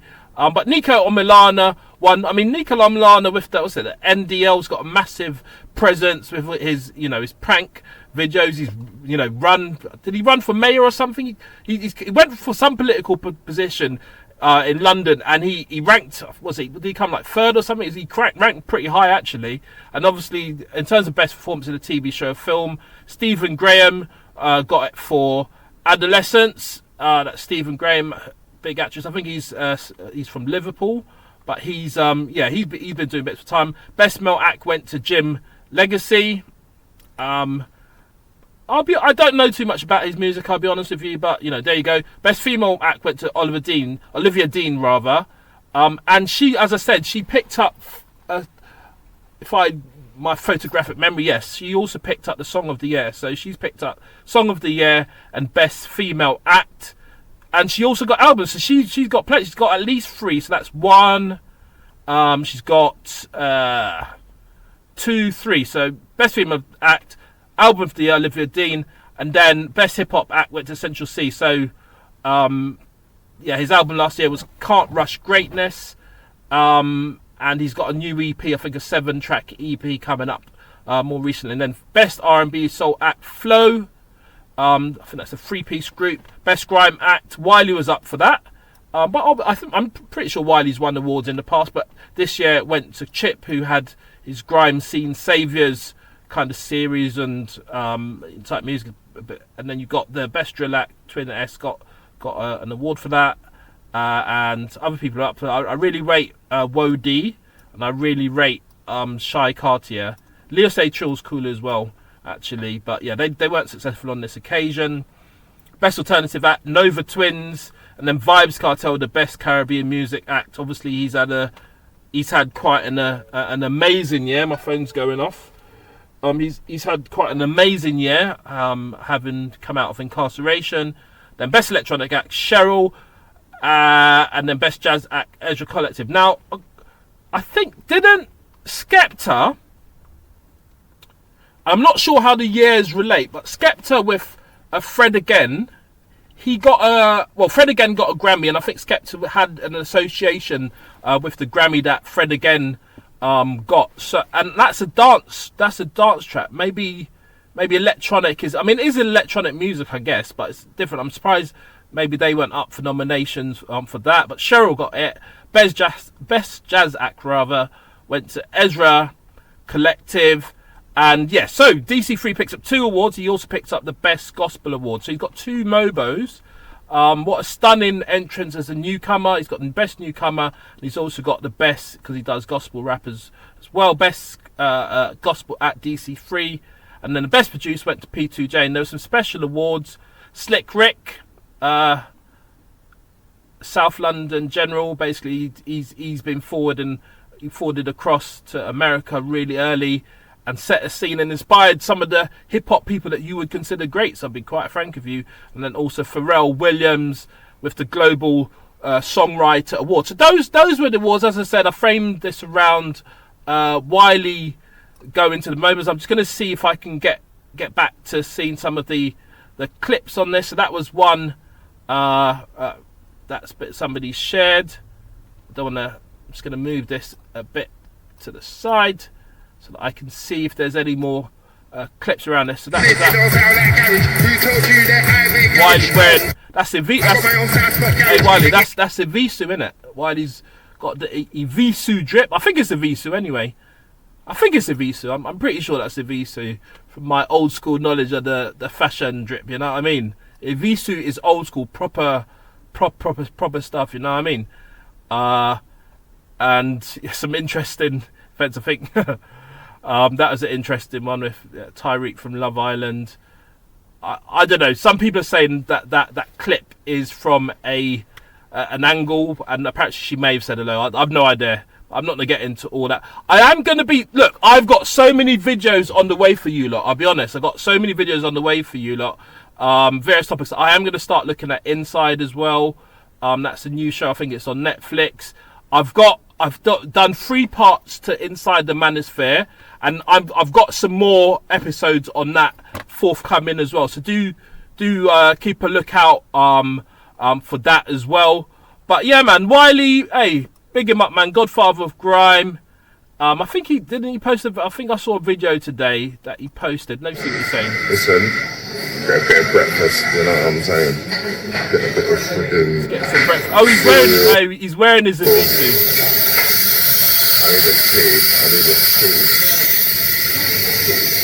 I need a tea, not a lot. And also, you lot, make sure you like, share, comment, and subscribe, man. But Wiley's getting a bit of breakfast in that. Which means I'm just you all forwarded with the banter and that, you know what I mean? Let me get some water. No, I don't get watermelon. This machine is the... Yeah, Wiley with the banter as useful. What else is he saying? So that was his performance. So I'm not going to go through all of that. Obviously, Chip's performing as well, and then Wiley forwards in to perform his bit. And yeah, he's posted, my brother, you win and we win, vice versa. You know the thing set. So even though Wiley was up for the same award for best grime act, I mean, look, Wiley basically he's a good argument for saying that Wiley created grime. So another person being awarded, Chip on this occasion, he's going to be happy. He's always supported the people. He forwarded Chip to that set many years ago with Ice Kid and that, and obviously Chip is winning awards as time goes on, and that's how it works. You know what I mean? It's just everybody's helping each other, everybody's doing the features and all that sort of thing. You know what I'm saying? As Wiley would say. And he's producing away, man. So yeah, that's what's happening. This is Wiley on his way to the station. When I was younger, I think he gets meat by. I would have used that as an excuse. So I would have watched Bouncer talking, and then I would have said, "Oh no, it's long, isn't it?" I would have used that as an excuse. Yeah, big up Wiley, but yeah, he's notoriously known for in the past, and just be clear, just way in the past, for not turning up. But he had his reasons. He had, a few skirmishes and that. So he had his reasons for not turning up to bits and performances in the past. But things have moved on, and he's obviously there and patterned. Yeah, no, she's on the next one. Okay, cool. I'm taking you. Big up Janae as well, man. Hello, Shannon. Oh my God! All right, let's do it. Let's go. Where, is it in? What's it called? Is it what? Where is it in MEN? Was it in the MEN? Is that MEN? Old MEN? Maybe. I've only been to this co-op line. Yeah, she's just come to pick him up. All right, bye. I'm here. Yeah, man. Big up Wiley, man. Yes, grime. Do you know what I mean? 140 BPM. You know how the thing's set. S-key. Yeah, man. But anyway, big up all the watchers and listeners and subscribers. Please make sure you like, share, comment and subscribe. I've got so many videos on the way. You can see bits are going on the channel and that. I really appreciate the growing channel and the watchers and listeners and subscribe. You know the thing set. So yeah, please make sure you like, share, comment and subscribe. But for now, I'm done talking. Yep. You get the thingies from, they love ginger. I want a juice bar. No, you don't have to have the juice, they love shots. Mummy, I don't want a juice bar. Alright. Don't embarrass me, alright? Alright. Into the Manosphere, or Inside the Manosphere, part 3. See, the Daily Mail has put this caption here. Just this clip from Inside the Manosphere. As you know, a documentary by Louis Theroux on Netflix about Inside the Manosphere. Please make sure you like, share, comment and subscribe. But anyway, I had somebody on my channel earlier on today saying, oh, you gave a lot of disclaimers in the last one. I'm only going to give one in this one. These lot ain't me. And that's it.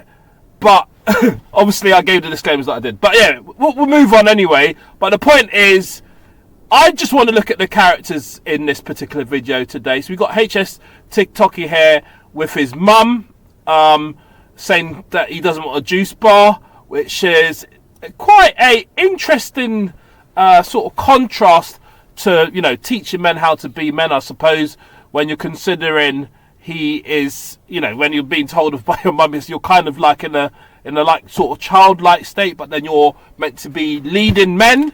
But in any event, that was part of what was happening there. So in terms of the characters in it, you had Sneeko, you had HS TikToky, you had Myron Gaines, you also had I think there's what's the guy called, Justin.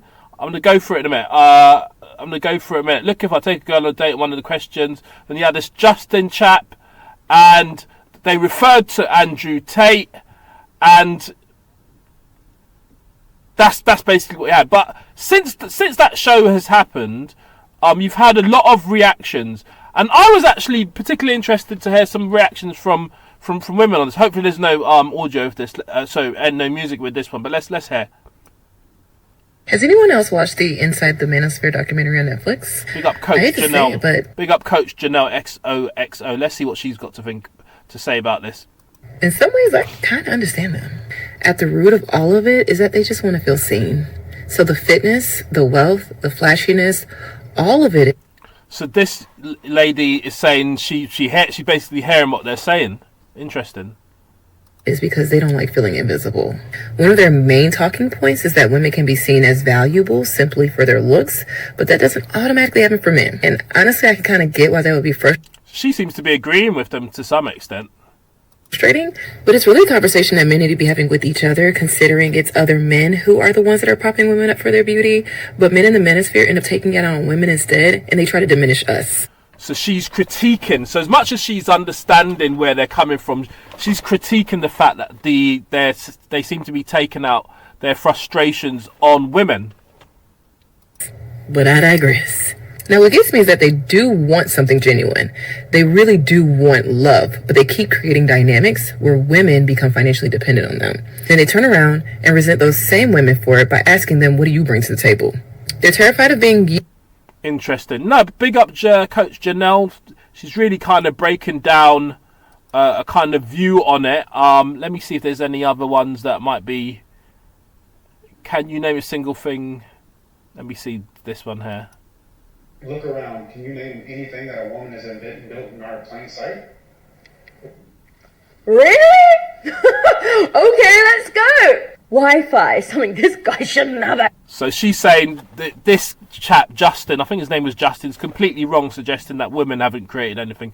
And she's right. Women have created loads of things. What's she talking about? You know. Access to the technology that made Wi-Fi possible was invented by a woman named Hedy Lamarr. Without her work, we wouldn't have Wi-Fi, Bluetooth, or GPS. We wouldn't be watching Netflix. It seems. Something on all your posh cars. Windshield wipers. Invented by a woman named Mary Anderson. There you go. And she makes her point well, and she's supporting it with evidence. So, I mean that's what you kind of had, and that's why you'll never get me saying I'm supporting what these men are saying, because they're chatting a lot of it was a lot of rubbish. I'll be honest with you, just making bold statements without any backing, but it is appealing to a certain subset in society. You had a situation like this, and as I say, we're looking at the characters. We're looking at the characters, and I did a video earlier on Angie questioning her relationship. I know there's been some other videos about Angie that have been causing the internet, and I'll be honest with you, just on that point, that Angie point, there's some suggestions that she might have done some questionable tweets about. My problem is, and the reason why I'm not really going to go into it, is because I haven't seen the original tweets, and we live in the age of AI, and the problem is I can't say, oh, she posted a particular thing if I hadn't seen her original tweet. It's a difficult thing, and I don't think internet way back works with Twitter as it was. But yeah, there's allegedly some questionable tweets from Angie, but let's hear what. This is when Angie was questioning her relationship. Mix things up between you, right? But we were talking about in the future that maybe there's a world where you would have more than one wife. So Louis said to him, in a world where you'd have more than one wife, and then Angie's kind of looking at him. And she also said, as I said in that other video, that she didn't want to be in the documentary, but she had already signed the release papers, and she asked them, can I not be in it? And she's in it, basically. That's what's happened. But she had signed the contract or something along those lines, or some paperwork. She understands that. She knows that could potentially come down in the future. What did you say about that? I don't know. Yeah, she didn't know. So Myron, that was nonsense, my bro. That was absolute nonsense. She wasn't on your side with that one. And then you had what's Angie saying here? I really think in a weird way I have to thank Louis Duroux, because somehow his questions kind of like made me question myself. I'm not quite sure how it took a whole massive documentary from multi-billion-pound Netflix, but you never know what makes an impact in your life. She's saying it made her question herself. And the future of everything, and that is something that I truly had. I must comment though, a lot of people are not believing her what she's saying, because there are clips of her. It seemed like she knew that she wasn't in a proper relationship with him, but I don't want to get into all of that. But she's one of the, what's her name, Angie or something. She's one of the people, and as I said, there was that interview with HS Ticky. Can you hear me now? Yeah. I'm not going to do the music thing, but yeah, let's look at the characters anyway. So you've got HS Tiki Toki. So we're going to just go and see what his what wiki comes up. You know, so he's 24. It's called Harrison Sullivan. His dad is a former rugby player, as far as I understand, known for fitness, crypto, and dating content, and educated private school Essex. I'm not going to go into some of the other stuff because, you know, I'm not sure how verified wiki is. But he's done boxing. He won by technical knockout after dropping Fempson 3 times. There had been some physical altercations. Yeah, he had crashed his McLaren 720S, but he managed to get a he got a suspended sentence or something? Yeah. He was given a suspended sentence and disqualified driving 2 years or 300 hours unpaid work. So a bit of a driving issue there. So that's Harrison Sullivan. And let me just see inside the Manosphere. Let's just go to that. It's going to show who was in it. Pretty sure. So Wired stated that Inside of the Manosphere was built on themes he had explored frequently in previous documentaries: cult-like grouping, misogyny. I'm not going to go for all of it. Creation of content and racism. And he had allegedly contacted Andrew Tate to discuss filming with him. And Andrew Tate apparently said, "I'm the most relevant man on the planet. Who are you? You were relevant years ago." Tate followed this with a Google Trends shot comparing Tate's and Furrow's search interest over time. According to Furrow, I heard Furrow state his own search was down there, deaf in a graph where Tate's was quite high. This is true. Tate is extremely well searched. So yeah, Tate wasn't interested in going in. So these were the people basically, yeah. So I already looked at Harrison Sullivan. Then you had Myron Gaines and you had Sneeko. So Sneeko and Justin Waller and Ed Matthews was in it briefly, I think. So Sneeko is he's 27. He's got 51,000 followers on YouTube. He's been active since 2013 when he began uploading, filming man on the street interviews. He's had a few bans on the platforms, so Twitch, and then he began streaming on Rumble. He was banned from TikTok in 2024 for alleged violent, misogynist content. Sneeko criticised Twitch after it reinstated some other streamers. So he launched new videos and he got reinstatement. And so his main YouTube channel, so in October 2025, his main YouTube channel and second channels were reinstated after nearly 3 years of suspension and X reinstatement as well. And yeah, there are some, things that he said which are caused issues. So we go back and look at Myron Gaines, Fresh and Fit podcast. A lot of people have watched it. A lot of people have watched it along in lockdown. He's with a lot of O models discussing all sorts of politics, gender dynamics, personal finance as a podcast. There's some other stuff as well, but do you know what? And they were demonetized on YouTube, the Fresh and Fit podcast streams. I say he's quite a major part of the Manosphere, but I saw him back down from a lot of the things, and he was kind of presenting the front, in my view, which wasn't really supported by his then girlfriend, was it Angelina or something? But Fresh and Fit, 1.4 million subscribers on YouTube, 2023 was demonetized. Let's check a range schedule. So he's got all sorts of. He's given basically a lot of relationship advice, and there's some other alleged stuff as well. And so we'll go back to Justin Waller. So Justin Waller's got he said he pays £20,000 a month rent, but he doesn't have a Wikipedia profile. I mean, it is what it is. Not everybody's got a Wikipedia profile, but some people, there's a few stories on it. So he's not in on Wikipedia, but let's see what the tab says. Hopefully there's no ads. I can't do the ad thing. Let me just scroll up on this. I agree, but okay, those are all stories. Great. Okay, so didn't start online. He started in construction. Still allegedly. Obviously, this is what they're reporting. Founded Red Iron when he was just 24. So he's been working a lot. Airplanes, Costco, Room to Go, Amazon Build and Steel. So he does steel work. Real estate. He claims to own, and I don't know. I'm not going to even state that because I don't know if it's backed by anything. I have no idea. It may well be. He runs content across Instagram and YouTube. In the real world, and the business academy linked to Andrew Tate's. Apparently, they're suggesting that he's got a huge net worth. On BuzzFeed, 20 reasons why men suddenly turn on the manosphere. That will help restore your faith in the humanity after watching the new. So turned on the manosphere. So they're suggesting that the mandem aren't liking what these manosphere people are doing. That's what it's basically saying. There's and some of the ways and the people that were spoken about. There's hypocrisy. They talk down on single mothers that end up marrying one.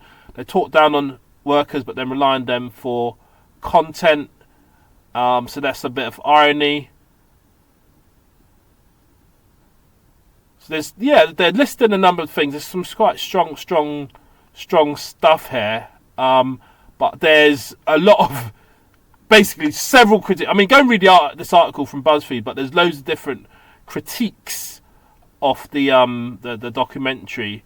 Mostly just the fact that the arguments didn't make sense logically, and the fact that most problems that they blame on women were caused by men. And finally, simply put, I actually spoke to women.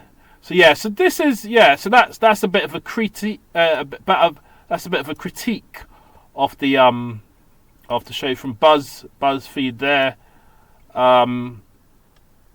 Time magazine, I might not be able to open this because I know they like to ask you to sign up to subscriptions and stuff, except all.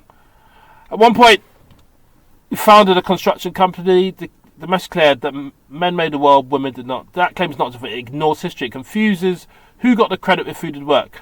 Women have always helped build society. They built in ways the law often failed to recognise. That is true. I've studied history myself. Even studied history at Oxford. Let's delete that, but it's a fact. I spent some time studying history at Oxford, and women have always played a major part in building society. So this is very accurate. I studied microhistory, but they built homes and businesses, schools and churches, communities and institutions. They raised children, stabilised families, sustained neighbourhoods, started companies, led movement, carried, and it's true they weren't recognised. I mean, the right to vote, even the right to own property. It wasn't in the UK. It wasn't. Women didn't have it. Basically, they didn't.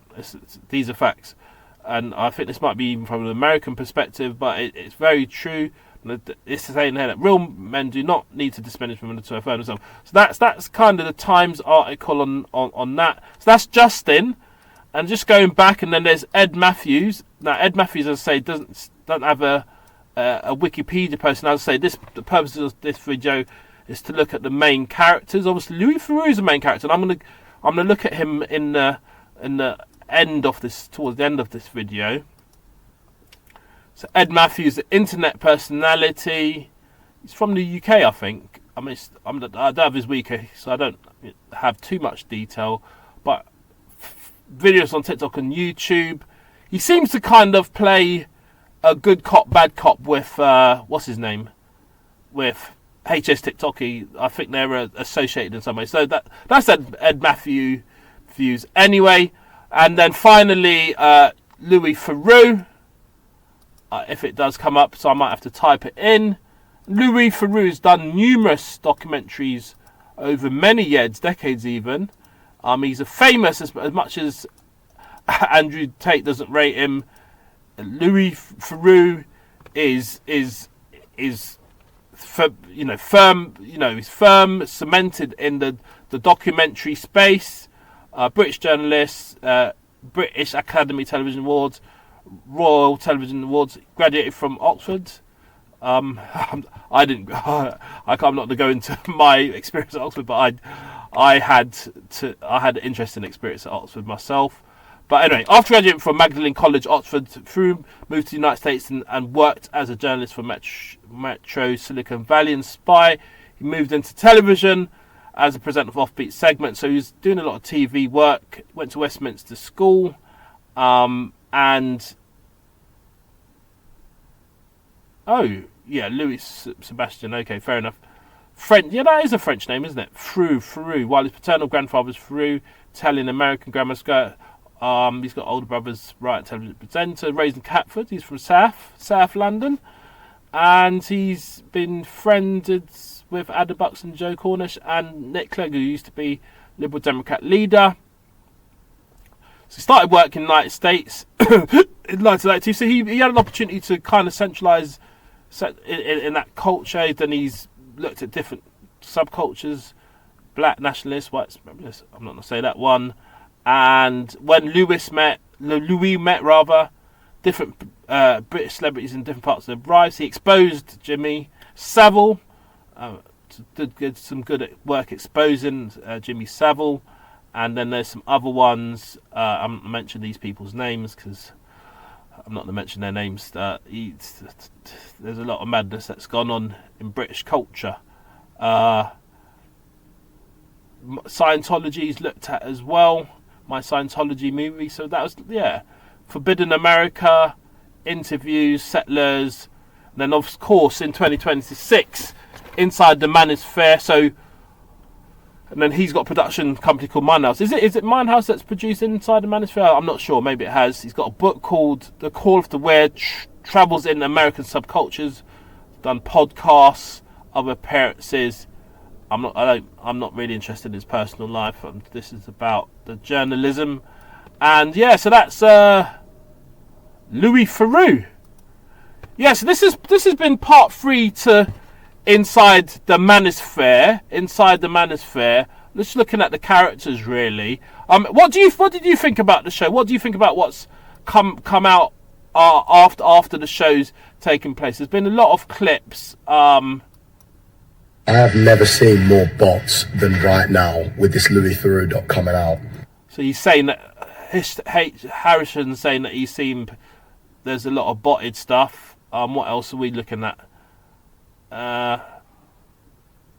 Louis Theroux caught stumbling over words after HS mums confronts him. Let's hear that.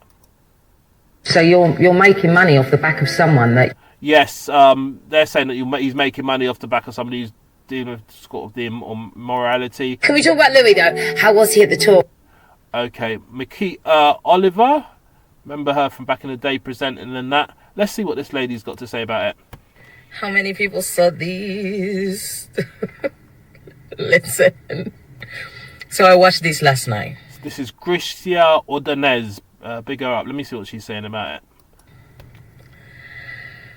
I was pissed. It's like I auto trigger myself. I decided to auto trigger myself. Seeing so many hurt little boys cosplaying as big tough men. So she's saying that the characters that I'm referring to are cosplaying as big tough men. And as I say, I started this documentary, and my show's going to finish soon.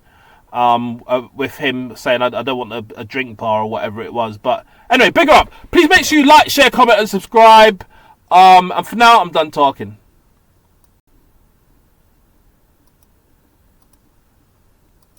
In the lawsuit, what was your emotion when you see? I was like hurt, almost disappointed, like because I got so much respect for. Yeah, big up everybody. Please make sure you like, share, comment, and subscribe. Yes, this is JCole and Camron squashing the beef. Hopefully it wasn't even that deep. Hopefully it wasn't that serious. As I say, the background to it, as I understand it, is that I think Camron featured on a track for JCole back in the day or something, and JCole had promised to come and do an interview, and it just didn't take place. And I think JCole's kind of reasoning for it is because it just kind of didn't fit in. But full disclosure, actually I'm not going to say what I was going to say. I still need to get through a bit more of this interview with Camron and JCole on Talks with Flea, but let's hear what they're saying. itself, and you know the internet running with it. People hit me like, "Yo, what's going on with the Cam shit?" Boom, boom. So like my ego reaction is like, all right. Quietly, I'm like, man, fuck this nigga. Yeah, so it's like he was kind of let's go through. It's like I'm like, but like I get it though. Let me put myself in his shoes. Like, yo, you feel like he's getting a run. You know what I mean? He don't know you for real. And Cam Mine is probably like, I've seen this movie before. So yeah, it's just talking about, you know, what happened. I mean, I kind of summarized that at the beginning of this video, really. The reason is promises not kept, it seems. You don't want to do a favour, you're trying to drag me. So it was like a favour for favour situation. And then Camron said kind of, well, I'm the lawsuit. But then look, man to man, they're sitting down, they're having a chat about it, they're just patterning it. So that's the way to sort things sometimes. Just talk it out, you know what I mean? I never signed that paperwork for that fucking... So he said he never signed the paperwork. So it seems like it was after all of that, it seems like it wasn't even an actual signed agreement. It was like a verbal thing. But your word is bond, man. Word is bond. Your word's got to mean something, you know what I mean? So Cam's saying basically he was trying to get his attention. Let's hear what he's saying about the elephant in the room. Elephant out the room. So when you first seen the lawsuit, what was your emotion when you see Yo, I was like hurt, almost disappointed. So he's disappointed. Yeah, that's how it goes sometimes, man.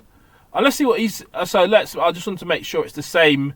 So this is when... this is the funny clip that they released to promo the talks with Flea on Revolt TV with Camron and... a girl can't be a stylist neither. When she's fixing somebody's collar... So Cameron's just, you know, giving the story to the camera, and then... I don't know what may happen next, Sashi. I'll credit to XL for putting the caption on this. And then JCole walks in. Cameron's pretending to be surprised. Obviously, it's obviously all patterned and set up, but let's hear it. What's up, man? You say, what's up, yo? I'm just saying, like, a lawsuit, bro. So he's saying like a lawsuit, and then I think after this it just kind of jumps off. But let's see what goes on. Lawyers, you know, it wasn't like that. I'm just saying, bro. You got niggas like. All right, apologies for the language and that, but you know how it goes. They're New York brothers, but they patterned it, man. Let's get the elephant out the room. So the same clip's kind of circulating, but yeah, they sat down on Cameron's podcast after ghosting him for months. Let's get the elephant out the room. So the elephant is in the room, brother. The elephant is in the room.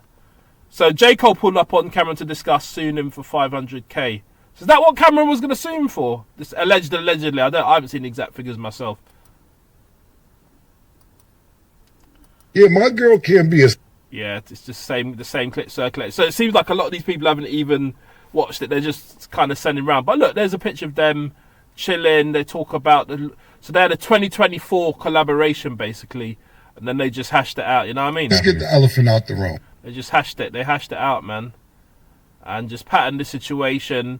And there you go. He was on the track, and he's in the studio. Look, the contract is done. They speak about it. They just speak it, they're sorting it, and that's that. Anyway, I thought so that's the context anyway. If you're wondering what was going on, obviously go and check that out with Camron and, what name? JCole. Camron and JCole. I'll just see if Cameron's posted any new clips about it. It's Mr. Camron, there we go.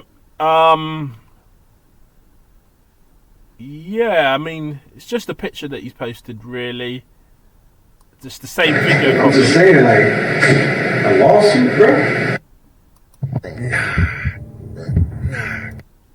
bro. Forget the music, man. Cam, not you. I fuck with you.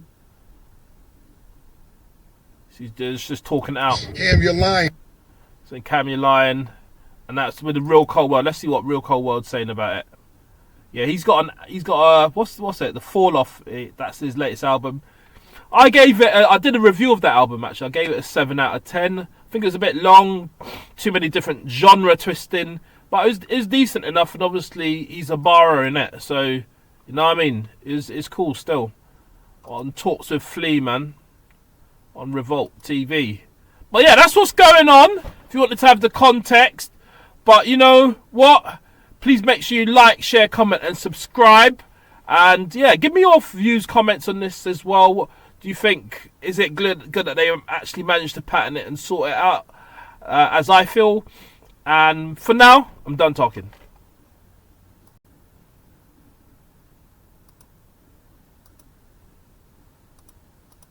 All that is evil. Welcome back to the channel. Please make sure you like, share, comment, and subscribe. So we're looking at Cynthia Erivo, absolute superstar, Dracula, wicked superstar. And I'm not saying that those are adjectives to describe her, but these are productions that she's been featured in. Cynthia Erivo, she's so legendary, man. So she's a British actress and singer, known for her work on stage and screen. And she's been nominated for the EGOT, which is an Emmy, Grammy, Oscar, Tony Award, winning all but the Oscar. So, you know, one day hopefully she'll get an Oscar. But she's a very talented lady. She has brilliant singer, absolutely brilliant singer, brilliant actress. And she's born in London, England. And she's been doing bits, man. I think she went to the Royal Academy of Dramatic Art. And you'd have seen her renditions, Defying Gravity, with Ariana Grande. As I say, she's played Harriet Tubman in Harriet, Elphaba in Wicked. So there's Wicked, the first one, 2024. And then there's the second one in Wicked for Good in 2025. She's nominated twice for Best Actress in the Motion Picture, Globe and Go. So she's absolutely rocking it. And as I say, if just bringing it up to date, she is I think, yeah, she's starring in Dracula at the moment, which is a one-woman adaptation of Dracula, performing all 23 roles, playing at the Noel Coward Theatre for a 16-week run from 4th of February to 31st of March 2026. So that is Cynthia Erivo. I thought I'd just take a look. I've always rated her, man, in terms of acting, singing.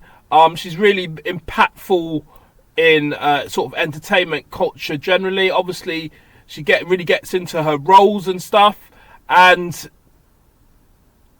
it's great. I'll be honest. She's in another thing as well. Yeah, there's Dracula. Yes, there's multiple characters. Again, this is Dracula. You can see that it's been shared. Dracula West End and Cynthia West End. So it seems that I don't know. I got a different impression when I first saw that, but yeah, it's the same production. You see, she's, you know, with the teeth and all of that, and yeah, I've got no doubt that is going to be a stunning deliverance of the part. As I said, she starred before with Ariana Grande in I'm not going to play much of that. You know what them like with their copyright in the Wicked movies, 1 and 2. You can see her there. Big her up, man. Really entertaining the people there, man. So yeah, I just thought I'll just do a quick video to big her up, man. She deserves every single award that she's ever been nominated for or been given. As you can see her there, she's been a nominee. I think they said that she's won all of them, so she did win the Golden Globe. So Elphaba, and yeah, man, big up Cynthia Erivo, man. So yeah, make sure you go and check out her productions down there at the theatre, and yeah, we'll look out for what else she's got planned. As you see, you know, those are the key roles. Most recently, the Elphaba role from Wicked. Is there going to be a Wicked 3? Maybe. And you've even got the Academy. I'm sure that's the there. Is that the would that be the Oscars, isn't it? Or was it the Grammys? I think yes, the Oscars. They're even commenting on her post. They're really rating what she's getting up to and that. You know what I mean? Yeah, man. So yeah, man. Big up Cynthia Erivo. Make sure you go and watch that. And yeah, for now, please make sure you like, share, comment, and subscribe. But for now, I'm done talking, man.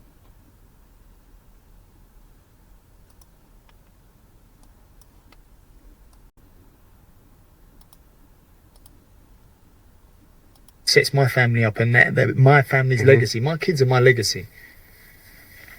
You know, when they don't want to cover my dad's business class flights over, or you know, you're reminded that you have a time span. You have a. Welcome back to the channel. Please make sure you like, share, comment, and subscribe. As you can see, we're discussing Conor Benn again. This is an interview that he's done on Talk Sport. And something that just kind of jumped to my attention. A lot of people have been searching for reasons why he probably hasn't... Oh, gosh.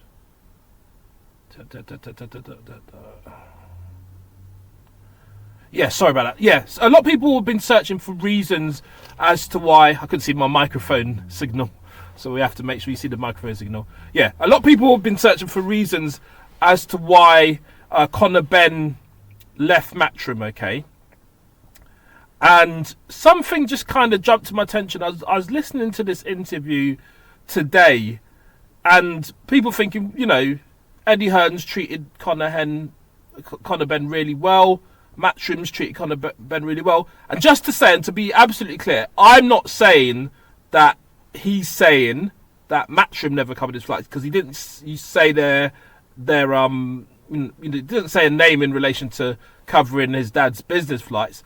I mean, he could, for example, just be making a sort of general point, maybe like an example, and not really necessarily specifying that it's Matchroom or Eddie Hearn who didn't cover his dad's fights. But maybe as an example, he's thinking, well, maybe sometimes in business, obviously, they're going to cover the boxers' fights as part of the budget, but they might not cover the family members' flights, and that's probably why he's used it as an example.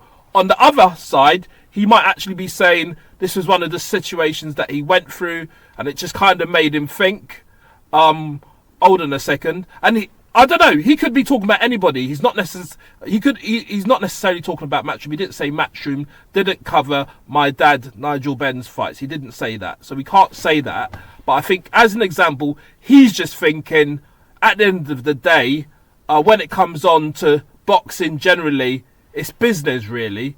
And because it's business, then I have to look out for me. And he's kind of saying this £50 million, and he's confirmed, he's saying it in the interview himself. He's saying that it's a one fight deal. So he's looking at it like, well, hold on a second, I could be doing a number of fights for whatever he's earning, or I could do one fight, earn $50 million or £50 million, whatever it is, and I'm going to set my family up for life. And obviously, he's adding that £15 million pounds or dollars to whatever he's earned from the fights over the last, 10 years or whatever, 5-10 years or whatever it is, particularly with the 2 fights with Chris Eubank. He certainly earned some millions from them. And I think, as a father, as a family man, you probably kind of understand where he's coming from. Obviously, about 2-3 weeks ago, a lot of people were pushing the loyalty point. How comes he never showed loyalty, or he's not shown loyalty to Eddie Hearn after Eddie Hearn stuck with him through the drugs controversy and all that type of thing. But it's business at the end of the day, and he's saying he might be in a situation at some point, or in the past he's been in this situation. And I'm not saying it's Matchroom, I'm not saying it's Zuffa, I'm not saying it's anybody, but he's saying there could be an example where your promoter might not cover your dad's boxing flights. Sorry, your dad's business class flight. Now, people might look at it and say, well, why shouldn't Nigel Benn, as an example, I'm not saying this has happened, I think it's an example, why wouldn't he cover his own? Well, it's clear that Nigel Benn's a very important part of Conor Benn's boxing team. So he's thinking, well, that's my dad, he's part of my boxing team. Those types of things should be covered. And I can't expect this. He's kind of saying, I can't expect this, or I can't look out for this from promoters generally. That's what I'm really hearing him saying on this. So that's where we are really. It's talking about Conor Benn. As I say, he's got this fight coming up with Regis Prograis, and I think he's in training. Another thing that he said in the interview today was that he's not really, he's come off social media, and good on him really, because if you think about it, social media at the moment has a lot, and you can see him there with his dad, Nigel Benn. Social media's had a lot to say about Conor Benn over the past, particularly 3 weeks or so, if not foreseeable. And he's saying that he's kind of locking in. My words, he's reading his Bible, and he's just family, gym, Bible, and that's what he's locking into. And he's kind of really focusing in. He's saying, I think, if I recall some of the things that you're saying, he said that he kind of learned from the past a lot of things and mistakes that he might have made when he was younger. He's kind of moving on as a grown man. He's moving on from that sort of thing. So that's what he was kind of discussing in this interview with Talk Sport. Some people are criticising, and even some self-criticism from the interviewer themselves. Is it Adam Cattrall? I don't know. I can't remember what his name is. That maybe Conor Benn could have been probed more in this interview, but it is what it is at the end of the day. That's how the interview went. Do go and check it out. Obviously, credit for that interview at the beginning to Talk Sport, and we're just gonna have to see how it goes. I mean, you can see him there. He's still keeping the pictures of Eddie Hearn himself and his dad on his social media profile. So we're just gonna have to see how it goes. One thing that he did say in the interview, because this is one of the things that I was kind of thinking about as well. He is looking for a WC fight. He does want to get the WBC championship belt. He's also said that like this, I mean, he's kind of gave the inference that this fight with Regis Prograis is a warm-up. He said that he does rate Regis as a former world champion, and he's looking to move up the ranks this year, he said, as a world champion himself. So we'll see how that goes. We'll see how this fight goes. There's no belts on the line or anything. It's just kind of probably like a warm-up fight, and we'll just see if he does actually get that chance to go for the WBC belt. So he mentioned Ryan Garcia, and as I said, I thought that his next fight, his next £15 million fight, his £50 million fight rather, would be with Ryan Garcia, and he mentioned Ryan Garcia in the interview today. So maybe that, he's putting the feelers out there, and we'll see. We may well see that fight later on this year. So yeah, watch this space, and as I say, I phrased it. Conor Benn, why he left Matchroom, dad business, flight play. I'm just asking the question. I'm not saying that's what he said happened with Matchroom in particular, but he's making a general point that when it comes to business, the loyalty is with the money, the loyalty is with the business. He'll be an afterthought in years to come, and he's looking out for his family. Please give me your comments. Please do hype this video. Please let me know what you think. Do you think that he made the right decision to accept that 50 million? Do you think that the interview could have been a bit more in depth on TalkSport in relation to this today? And any other thoughts you have on this matter? And what do you think about his chances Ryan Garcia? I mean, Ryan Garcia is devastatingly fast. Conor is quite an aggressive boxer. He's not proven himself, as I say, I'll repeat it again, in my opinion, he's not yet proven himself to be world class. And even I would probably be saying the same thing after his fight with Ryan Prograis, because again, Ryan Prograis is 36, 37. He's not at the peak of his abilities either. But if he does fight someone like Ryan Garcia and defeats someone like Ryan Garcia, then I would agree in those circumstances Conor Benn would be a world-class boxer. But we'll see. Please make sure you like, share, comment and subscribe. And for now, I'm done talking.